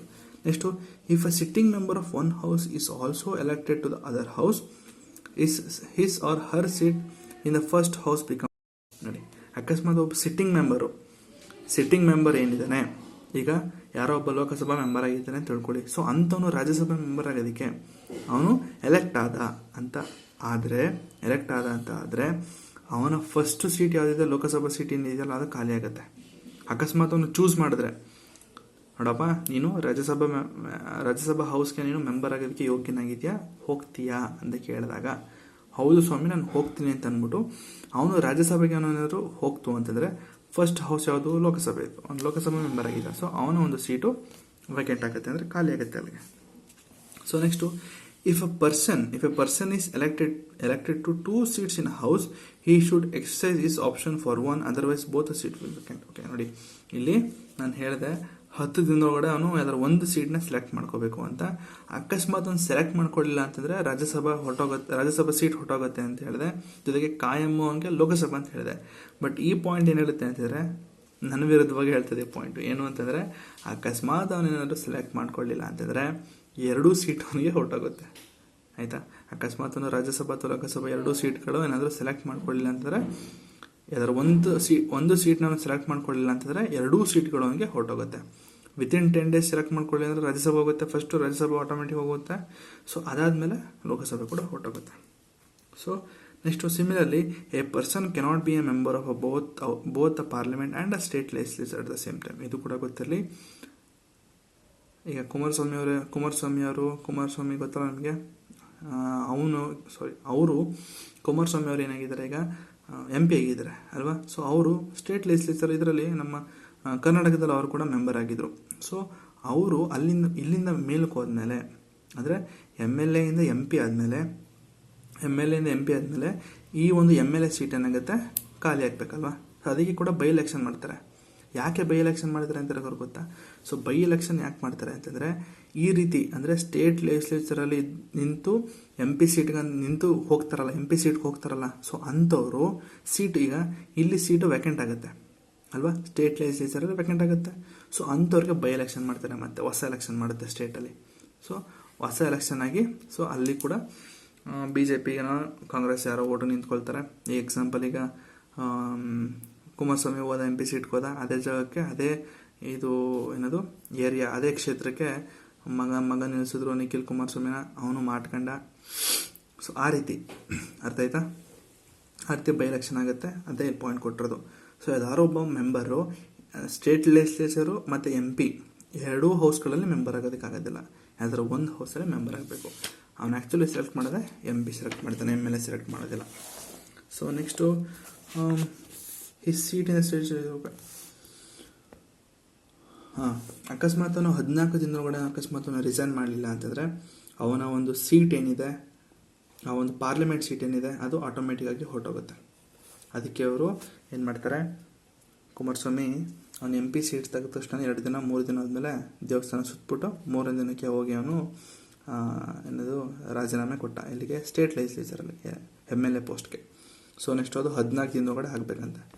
ನೆಕ್ಸ್ಟ್ ಡಿಸ್ಕ್ವಾಲಿಫಿಕೇಶನ್ ಹೇಗೆ ಆಗ್ತಾರೆ ಅಂತಂದರೆ, if a member of a parliament become subject to any of the disqualification specified in the constitution he seat become vacant. Actually ಸಂವಿಧಾನದಲ್ಲಿ ಏನೇನು ಅಷ್ಟು ರೂಲ್ಸ್ ಆ್ಯಂಡ್ ರೆಗ್ಯುಲೇಷನ್ಸ್ ಇದೆ. ಸೊ ಆ ಒಂದು ರೂಲ್ಸ್ ಆ್ಯಂಡ್ ರೆಗ್ಯುಲೇಷನ್ ಏನಾದರೂ ಅಪೋಸಾಗಿ ಏನಾದ್ರು ಇತ್ತು ಅಂದರೆ ಅವನ ಒಂದು ಸೀಟ್ಗಳು ಖಾಲಿ ಆಗುತ್ತಂತೆ. ಎಕ್ಸಾಂಪಲ್ ಹೇಳೋದಾದರೆ ಡಿಫೆಕ್ಷನ್, ಆ್ಯಂಟಿ ಡಿಫೆಕ್ಷನ್ ಲಾ ಅಂತ ಹೇಳಿದ್ರೆ ಪಕ್ಷಾಂತರ ಏನಾದ್ರು ಮಾಡ್ತು ಅಂದರೆ ಮನೆ ಕಳಿಸ್ತಾರೆ. ಅದು 10th ಶೆಡ್ಯೂಲಲ್ಲಿ ಮೆನ್ಷನ್ ಆಗಿದೆ. Next resignation, a member may resign. So blur ಆಗ್ತಾ ಇದೆಯಾ? Next a member may resign his or her seat by writing resignation letter to chairman. ನೋಡಿ, ರಾಜ್ಯಸಭಾ ಮೆಂಬರ್ ಏನಾದರೂ ರೆಸಿಗ್ನೇಷನ್ ಕೊಡಬೇಕು ಅಂದರೆ ಚೇರ್ಮನ್ಗೆ ಅವನು ರಿಸೈನ್ ಕೊಡ್ತಾನೆ, ರೆಸಿಗ್ನೇಷನ್ ಲೆಟರ್ಗೂ ಕೊಡ್ತಾನೆ. ಅಕಸ್ಮಾತ್ ಲೋಕಸಭೆಗೆ ಇತ್ತು ಅಂದರೆ ಸ್ಪೀಕರ್ಗೆ ರೆಸಿಗ್ನೇಷನ್ ಕೊಡ್ತಾನೆ. ಸೊ ಅದನ್ನು ಅವರು ಚೇರ್ಮನ್ ಮತ್ತು ಸ್ಪೀಕರು ಸುಮ್ಮನೆ ಆಯಿತು ಕೊಂಡ್ರಪ್ಪ ನೀವು ರೆಸಿಗ್ನೇಷನ್ ಲೆಟರ್ ಕೊಟ್ಟಿದ್ದೀರಾ ಅಂದ್ಬಿಟ್ಟು ಆಕ್ಸೆಪ್ಟ್ ಮಾಡೋದಿಲ್ಲ. ಅವರು ಕೂಡ ಕೂಲಂಕುಷವಾಗಿ ಡಿಸ್ಕಸ್ ಮಾಡಿ ಅದನ್ನು ಆ್ಯಕ್ಚುಲಾಗಿ ಇನ್ವೆಸ್ಟಿಗೇಟ್ ಮಾಡಿ ಏನಕ್ಕೆ ಕೊಡ್ತಾ ಇದ್ದಾರೆ ಅಂತೆಲ್ಲ ಕೊಟ್ಟು ಅವರು ಅದನ್ನು ಆಮೇಲೆ ಅಕ್ಸೆಪ್ಟ್ ಮಾಡ್ತಾರೆ. ಅದಕ್ಕೆ ಕೊಟ್ಟರು ನೋಡಿ, however the chairman or a speaker may not accept the resignation if he or she is satisfied that it is not a voluntary or a genuine. ಅಕಸ್ಮಾತ್ ಅದು ಜೆನ್ಯೂನ್ ರೆಸಿಗ್ನೇಷನ್ ಅಲ್ಲ ಅಂತ ಗೊತ್ತಾಯಿತು ಅಂತಂದರೆ ಅವರು ಆಕ್ಸೆಪ್ಟ್ ಮಾಡೋದಿಲ್ಲ. ಅಕಸ್ಮಾತ್ ಬೇರೆಯೊಬ್ಬರ ಒಂದು ಒತ್ತಡದಿಂದ ಅವರು ರೆಸಿಗ್ನೇಷನ್ ಮಾಡ್ತಾ ಇದ್ದಾರೆ ಅಂತಂದರೆ ಆ ರೆಸಿಗ್ನೇಷನ್ನ ಚೇರ್ಮನ್ ಆಗಲಿ ಸ್ಪೀಕರ್ ಆಗಲಿ ಒಪ್ಕೊಳ್ಳೋದಿಲ್ಲ. Next absence, a house can declare the seat of a member vacant if he or she is absent from all its meeting for a period of 60 days without its permission. ನೋಡಿ, ಇದು ಕೂಡ important ಆಗ್ತದೆ. ಏನು ಅಂತಂದರೆ ಅಕಸ್ಮಾತ್ ಯಾರೇ ಒಬ್ಬ M P member of parliament ಅಕಸ್ಮಾತ್ ಅವನು ಯಾವುದೇ ಮೀಟಿಂಗ್ ಅಟೆಂಡ್ ಆಗಲಿಲ್ಲ ಅಂತ ತಿಳ್ಕೊಳ್ಳಿ. ಎಕ್ಸಾಂಪಲ್ ನಿಮ್ಮ ರಾಹುಲ್ ಗಾಂಧಿ, ಅವನು ಊರು ಮುಂಚೆ ಓಡಿ ಬಂದು ಕೂತಿರ್ತಾನೆ ಅವನಿಗೆ ಗೇಟ್ ಹತ್ರ. ಸೊ ಅಕಸ್ಮಾತ್ ರಾಹುಲ್ ಗಾಂಧಿ ಏನಾದರೂ 60 ದಿನದಲ್ಲಿ ಆದಂತಹ ಯಾವುದೇ ಒಂದು ಮೀಟಿಂಗ್ಗೆ ಅಟೆಂಡ್ ಆಗಲಿಲ್ಲ ಅಂತಂದರೆ ಅವನ ಒಂದು ಸೀಟು ಅಲ್ಲೇ ಖಾಲಿ ಆಗುತ್ತೆ. ನೋಡಪ್ಪ, 60 ದಿನದಲ್ಲಿ ನಾವೇನೇ ಮೀಟಿಂಗ್ ಮಾಡಿದರೂ ಕೂಡ ನೀವು ಯಾವುದೂ ಕೂಡ ಅಟೆಂಡ್ ಆಗಿಲ್ಲ, ನೀನು ಮನೆಗೆ ನಡಿ, ನೀನು ಮೀಟಿಂಗ್ ಬರೆದಾರ, ನೀನು ದೇಶ ಆಳೋದು ಏನಿದು ಮಾಡ್ತೀಯ, ನೀನು ನಡಿ ಮನೆಗೆ ಅಂತ ಕಳಿಸ್ತಾರೆ. ಸೊ ನೆಕ್ಸ್ಟು ಇನ್ನೊಂದಷ್ಟು ಕೇಸ್ಗಳೇನು ಅಂತಂದರೆ ಡಿಕ್ಲೇರ್ಡ್ ವಾಯ್ಡ್ ಎಲೆಕ್ಷನ್. ಅಕಸ್ಮಾತ್ ಏನಾದರೂ ವಾಯ್ಡ್ ಅಂತ ಮಾಡ್ತು ಅಂತಂದರೆ ಏನು, ಈ ಎಲೆಕ್ಷನ್ ಪ್ರೋಸೆಸ್ ಏನಿದೆ ಇದೆಲ್ಲ ಫುಲ್ ಸ್ಕ್ಯಾಮಿಂದ ನಡೆದಿದೆ. ಸೊ ಇಲ್ಲಿ ತುಂಬ ಅಂದರೆ ತುಂಬ ದುಡ್ಡು ಖರ್ಚು ಮಾಡಿ ಎಲ್ಲ ಮಾಡಿದ್ದಾರೆ, ಲಂಚವನ್ನು ಕೊಟ್ಟು ಇವರು ಎಲೆಕ್ಷನ್ ಮಾಡಿದ್ದಾರೆ ಅಂತ ಅಕಸ್ಮಾತ್ ಡಿಕ್ಲೇರ್ ಆಯಿತು ಅಂತಂದರೆ ಅದನ್ನು ವಾಯ್ಡ್ ಅಂತ ಇದು ಮಾಡ್ತಾರೆ. Next if he or she expelled by the house, ನಾನು ಹೇಳಿದ್ನಲ್ಲ ಪಕ್ಷಾಂತರ ನಿಷೇಧ ಕಾಯ್ದೆ, ಸೊ ಆ ಥರ ಒಂದು ಪಕ್ಷಾಂತರ ಎಲ್ಲ ಮಾಡಿ ಬೇರೆ ಬೇರೆ ಹೇಳಿದ್ನಲ್ಲ, ರೆಪ್ರೆಸೆಂಟೇಷನ್ ಆಫ್ ಪೀಪಲ್ ಆ್ಯಕ್ಟ್ ಅಂತ ಹೇಳಿದ್ನಲ್ಲ. ಸೊ 1951 ಪಾರ್ಲಿಮೆಂಟ್ ಕೊಟ್ಟಂಥ ಅಷ್ಟು ಆ್ಯಕ್ಟ್ಗಳಲ್ಲಿ, ಒಂದಷ್ಟು ರೆಕಮೆಂಡೇಷನ್ಗಳಲ್ಲಿ, ಒಂದಷ್ಟು ರೂಲ್ಸ್ಗಳಲ್ಲಿ ಡಿಸ್ಕ್ವಾಲಿಫೈ ಮಾಡೋದಕ್ಕೆ ಹೇಳಿದ್ನಲ್ಲ, ಅಷ್ಟು ಅಕಸ್ಮಾತ್ ಯಾರು ಆ ಥರ ಒಂದಷ್ಟು ವಿರುದ್ಧವಾಗಿ ನಡ್ಕೊಂಡ್ರೆ ಅಂಥವ್ರನ್ನೂ ಕೂಡ ಎಕ್ಸ್ಪೆಲ್ ಮಾಡ್ತಾರೆ, ಅಂದರೆ ಆ ಹೌಸಿಂದನೇ ಕಿತ್ತು ಬಿಸಾಕ್ತಾರೆ. ಎಲ್ಲ ಡಿಸ್ಕಸ್ ಮಾಡಿದ್ದೀನಿ. ಸೊ ಆ ಥರ ಒಂದಷ್ಟು ರೂಲ್ಸ್ ಆ್ಯಂಡ್ ರೆಗ್ಯುಲೇಷನ್ನ ಅಗೇನ್ಸ್ಟ್ ಆಗಿತ್ತು ಅಂದರೆ ಅವನ್ನ ಕಿತ್ತು ಬಿಸಾಕ್ತಾರೆ. Next if he or she is elected to the office of a president or vice president. ನೋಡಿ, ಅಕಸ್ಮಾತು MP ಆ್ಯಕ್ಚುಲಾಗಿ MP MLAಗಳನ್ನ ಮೆಂಬರ್ ಮಾಡೋದಿಲ್ಲ, ಪ್ರೆಸಿಡೆಂಟ್ ಅಥವಾ ವೈಸ್ ಪ್ರೆಸಿಡೆಂಟ್ ಮಾಡೋದಿಲ್ಲ, ಬಟ್ ಇಲ್ಲಿ ವೈಸ್ ಪ್ರೆಸಿಡೆಂಟ್ ಪೋಸ್ಟ್ ಇದೆಯಲ್ಲ, ಇದು ತುಂಬ ಇಂಪಾರ್ಟೆಂಟ್ ಆಗ್ತಿದೆ. ಸೊ ವೈಸ್ ಪ್ರೆಸಿಡೆಂಟ್ ಪೋಸ್ಟು ಯಾರಾಗ್ತಾರೆ ಅಂತಂದರೆ ಮುಂದೆ ಹೇಳ್ತೀನಿ ಯಾರು ಅಂತ. ಇವರು ರಾಜ್ಯಸಭಾ ಒಂದು ಮೆಂಬರ್ ಆಗಿರ್ತಾರೆ. ಸೊ ಅಂಥವ್ರನ್ನ ಚೇರ್ಮನ್ ಮಾಡ್ತಾರೆ. ಸೊ ಚೇರ್ಮನ್ ವೈಸ್ ಪ್ರೆಸಿಡೆಂಟ್ ಪೋಸ್ಟ್ ಆಗ್ತಾರೆ. ಸೊ ಆ ವೈಸ್ ಪ್ರೆಸಿಡೆಂಟ್ ಅವರು ಪ್ರೆಸಿಡೆಂಟ್ ಆಗ್ಬೋದು. ಆವಾಗ ನಮ್ಮ ಪ್ರೆಸಿಡೆಂಟ್ ಅವರು ಇಲ್ಲ ಅನ್ನೋ ಟೈಮಲ್ಲಿ ವೈಸ್ ಪ್ರೆಸಿಡೆಂಟ್ ಅವರು ಪ್ರೆಸಿಡೆಂಟ್ ಪೋಸ್ಟ್ಗೆ ಬರ್ತಾರೆ. ಇದನ್ನು ನಾನು ವೈಸ್ ಪ್ರೆಸಿಡೆಂಟ್ ಕ್ಲಾಸಲ್ಲಿ ಹೇಳಿದ್ದೀನಿ, ಮತ್ತೆ ಹೇಳೋದಿಲ್ಲ, ಸರಿನಾ? ಫಸ್ಟ್ ವಿಡಿಯೋ ನೋಡಿಲ್ಲ ಅಂತಂದರೆ ಆಯಿತಾ. Next if he or she is appointed to the office of a governor of a state. ಅಕಸ್ಮಾತ್ ಅವ್ರೇನಾದ್ರು ಗವರ್ನರ್ ಪೋಸ್ಟ್ಗೆ ಏನಾದ್ರು ಹೋಯಿತು ಅಂದರೆ ಅವರ ಒಂದು ಆಫೀಸ್ ಏನು ಇದೆಯಲ್ಲ, ಎಂ ಪಿ ಪೋಸ್ಟ್ ಇದೆಯಲ್ಲ, ಅದು ಹೊರಟೋಗುತ್ತೆ. ಸೊ ನೆಕ್ಸ್ಟು ಇಲ್ಲೇನಿದೆ, representation people which high court to declare. ಇದು ಫಸ್ಟು ಆ ಒಂದು ಎಲೆಕ್ಷನ್ ಡಿಕ್ಲೇರ್ಡ್ ವಾಯ್ಡ್ ಅಂತ ಯಾರು ಹೇಳೋದು ಅಂತಂದರೆ ಹೈಕೋರ್ಟ್ ಹೇಳುತ್ತೆ. ಫಸ್ಟು ಹೈಕೋರ್ಟ್ ಏನು ಹೇಳುತ್ತೆ, ನೋಡಪ್ಪ ನೀನು ತುಂಬ ದುಡ್ಡು ಖರ್ಚು ಮಾಡಿ ನೀನು ಸೀರೆ ಕುಕ್ಕರ್ನಗಳು ಕೊಟ್ಟು ನೀನು ಭಾಳ ಓಟ್ಗಳನ್ನ ತೊಗೊಂಡಿದ್ಯಾ, ಇಲ್ಲೇ ಗೊತ್ತಾಗ್ತಾ ಇದೆ, ಎಲ್ಲ ಥರದ ಎವಿಡೆನ್ಸ್ಗಳಿದೆ. ಸೊ ಈ ಒಂದು ಎಲೆಕ್ಷನ್ ಡಿಕ್ಲೇರ್ಡ್ ವಾಯ್ಡ್ ಅಂತ ಡಿಕ್ಲೇರ್ ಮಾಡ್ತಾ ಇದ್ದೀನಿ, ಹೊಸ ಎಲೆಕ್ಷನ್ ಮಾಡ್ತೀವಿ ಅಂತಂದ್ಬಿಟ್ಟು ಹೈಕೋರ್ಟ್ ಕೊಡುತ್ತೆ. ಅಕಸ್ಮಾತ್ ಆ ಒಂದು ನ್ಯಾಯದಿಂದ ಅವನಿಗೇನಾದರೂ ಸರಿ ಅನ್ನಿಸ್ಲಿಲ್ಲ ಅಂತಂದರೆ ಅವನು ಪಿಟಿಷನ್ ಹಾಕ್ತಾನೆ. ಅಪಲೇಟ್ ಜುರಿಸ್ಡಿಕ್ಷನ್ ಅಂತ ಇದೆಯಲ್ವ ಸುಪ್ರೀಂ ಕೋರ್ಟಲ್ಲಿ, ಸೊ ಆ ಒಂದು ಅಪೀಲ್ ಮಾಡ್ತಾನೆ ಹೈಕೋರ್ಟಿಂದ ಸುಪ್ರೀಂ ಕೋರ್ಟ್ಗೆ. ಅದಿರೋದು the aggrieved party can appeal to the supreme court against the order of the high court in this regard. ಅದಿರೋದು. ನೆಕ್ಸ್ಟು ಏನಿದೆ, constitution does not what to do if a person. ಎಲ್ಲಿ ಯಾವ ಪಾಯಿಂಟ್ ಬರ್ದಿದ್ದೀನಿ ಅಂತ ಗೊತ್ತಾಗ್ತಾಯಿಲ್ಲ. ಇದು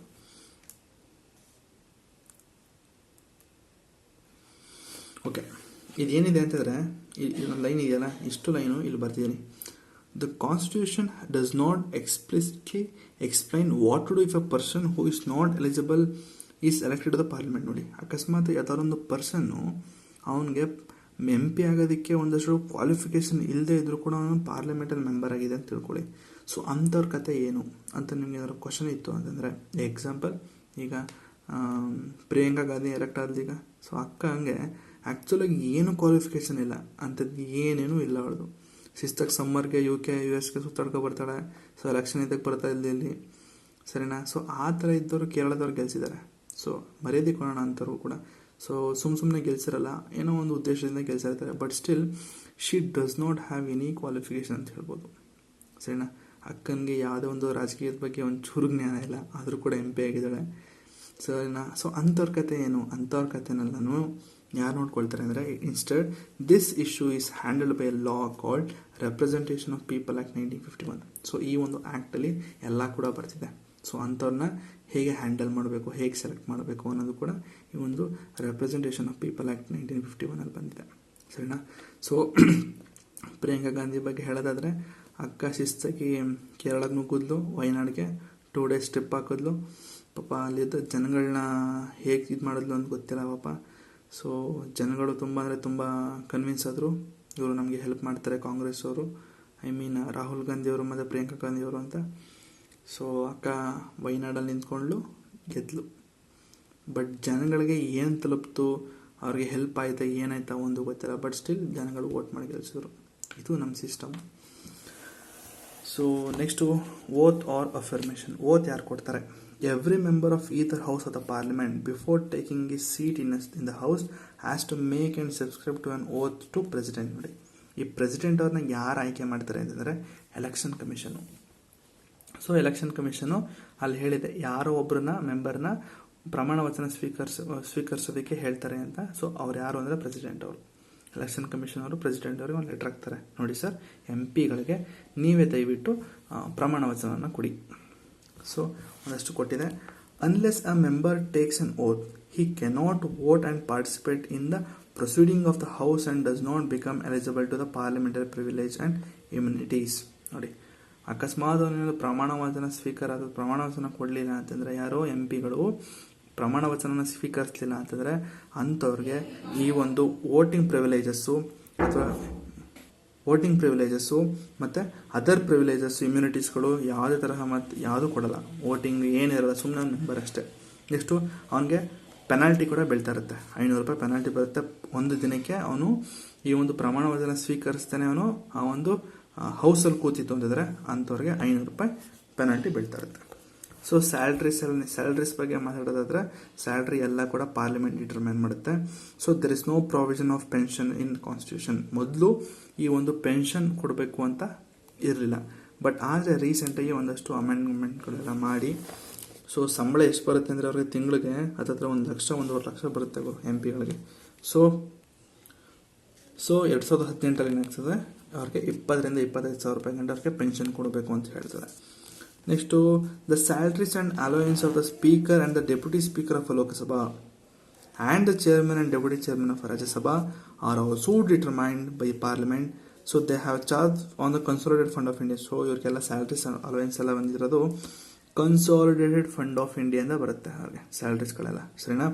so thus they are not subject to annual vote. So ಯಾರೇ ಒಬ್ಬರಿಗೆ consolidated fund of India ಇಂದ ಅವ್ರಿಗೆ ಏನಾದ್ರು ಸ್ಯಾಲ್ರಿ ಹೋಯಿತು ಅಂತಂದರೆ ಅವ್ರಿಗೆ ಆ್ಯನ್ಯುವಲ್ ವೋಟ್ ಅಂತ ಒಂದು ಆಗ್ತದೆ. ಸೊ ಆ್ಯನ್ಯುವಲ್ ವೋಟೆಲ್ಲ ಲಾಸ್ಟಲ್ಲಿ ಹೇಳ್ತೀನಿ, ಈಗಲೇ ಹೇಳಿದ್ರೆ ತಲೆ ಕೆಡುತ್ತೆ. ಸೊ ಜಸ್ಟ್ ತಿಳ್ಕೊಳ್ಳಿ, ಪ್ರತಿ ವರ್ಷ ಒಂದು ವೋಟಿಂಗ್ ಏನೋ ಮಾಡ್ತಾರಂತೆ. ಸೊ ಆ ವೋಟಿಂಗ್ ರೈಟ್ಸು ಇವ್ರಿಗೆ ಸಿಗಲ್ಲ. ಯಾರ್ಯಾರಿಗೆ ಅಂತಂದರೆ ಕನ್ಸಾಲಿಡೇಟೆಡ್ ಫಂಡ್ ಆಫ್ ಇಂಡಿಯಾದಿಂದ ಬಂದಂಥ ಹಣದಿಂದ ಅವ್ರಿಗೆ ಸ್ಯಾಲ್ರೀಸ್ ಹೋಗ್ತಾ ಇತ್ತು ಅಂದರೆ ಅಂಥವ್ರಿಗೆ ವೋಟಿಂಗ್ ರೈಟ್ಸ್ ಇರಲ್ಲ. ಸೊ ಇಷ್ಟು ಬಂದು ನಿಮ್ಮ ಒಂದು ಸ್ಯಾಲ್ರೀಸ್ ಆ್ಯಂಡ್ ಅಲೋಯನ್ಸ್ ಆಗಿತ್ತು. ಸೊ ನೆಕ್ಸ್ಟ್ ಕ್ಲಾಸಲ್ಲಿ ನಾನು ಪ್ರಿಸೈಡಿಂಗ್ ಆಫೀಸರ್ಸ್ ಆಫ್ ಪಾರ್ಲಿಮೆಂಟ್ ಮಾಡ್ತೀನಿ. ಸೊ ಇಲ್ಲಿವರೆಗೂ ಎಲ್ಲ ಕರೆಕ್ಟಾಗಿ ಅರ್ಥ ಆಗಿರುತ್ತೆ ಅಂತ ತಿಳ್ಕೊಳ್ತೀನಿ. ಸೊ ಒಂದೇ ಒಂದು ಮರ್ತೋಗ್ತದೆ, ಯಾವುದಪ್ಪ ಅದು ಹೇಳಕ್ಕೆ ಬಂದೆ. ಸೊ ಒಂದು ಟಾಪಿಕ್ ಯಾವುದಂದರೆ ಇದು, if he or she is an undischarge insolvent ಅಂತಂದರೆ ಏನಂದರೆ ಎ ಪರ್ಸನ್, ಯಾವುದಾದ್ರೂ ಒಬ್ಬ ಪರ್ಸನ್ನು is unable to pays loans ಅಂತ ಹೇಳ್ಬೋದು. ಅಕಸ್ಮಾತ್ ಅವ್ನು ತುಂಬ ಲೋನ್ ತಗೊಬಿಟ್ಟಿರ್ತಾನೆ. ಸೊ ಅಂಥವನು ಲೋನ್ ಕಟ್ಟೋದಕ್ಕೆ ಆಗೋದಿಲ್ಲ, ಒಂದು ದಿವಾಳಿಗೆ ಇರ್ತಾನೆ ಅಂತ ತಿಳ್ಕೊಳ್ಳಿ.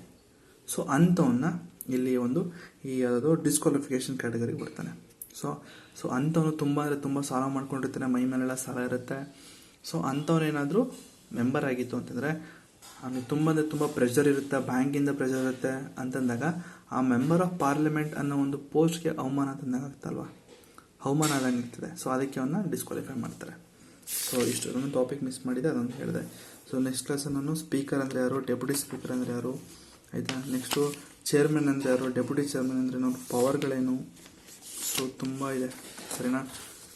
ಸೊ ಅದಾದಮೇಲೆ ಸೆಷನ್ಸ್ ಅಂದ್ರೇನು, ಸೊ ಲೀಡರ್ಸ್ ಆಫ್ ಪಾರ್ಲಿಮೆಂಟು, ಇದು ತುಂಬ ಇಂಪಾರ್ಟೆಂಟು, KS ಅಲ್ಲಿ ಬರೋಂಥ ಟಾಪಿಕ್ ಇದು. ನೆಕ್ಸ್ಟು ಸೆಷನ್ಸ್ ಬಗ್ಗೆ ಮಾತಾಡ್ತೀನಿ. ಸಮ್ಮನಿಂಗ್ ಅಂದ್ರೇನು, ಪ್ರೊರೋಗ್ ಅಂದ್ರೇನು, ಡೆಸೊಲ್ಯೂಷನ್ ಅಂದ್ರೇನು, ಆಯಿತಾ. ಸೊ ಅಷ್ಟು ಸೆಕೆಂಡ್ ಕ್ಲಾಸ್ ಆಗಿರುತ್ತೆ. ಸೊ ಥರ್ಡ್ ಕ್ಲಾಸಲ್ಲಿ ನಾನು ಟೈಪ್ಸ್ ಆಫ್ ಮೆಜಾರಿಟಿ ಮಾಡ್ತೀನಿ, ಸರಿನಾ. ಸೊ ಇಲ್ಲಿವರೆಗೂ ಡೀಟೇಲಾಗಿ ನೋಡಿರ್ತೀರ ಅಂತ ಅರ್ಥ ಮಾಡ್ಕೊಳ್ತೀನಿ. ಸೊ ಇಲ್ಲಿವರೆಗೂ ಏನು ಅರ್ಥ ಆಗಿರುತ್ತೋ ಇದು ಕೂಡ ಸೇಮ್, ಸ್ಟೇಟ್ ಲೆಜಿಸ್ಲೇಚರು ಕೂಡ ಸೇಮ್ ಇರುತ್ತೆ, ಸರಿನಾ. ನೆಕ್ಸ್ಟಿಂದ ನಾನು ಡೈರೆಕ್ಟಾಗಿ ತುಂಬ ಟಾಪಿಕ್ಗಳು ಹೇಳಿರ್ತೀನಿ ಏನೇನು ಅಂತ.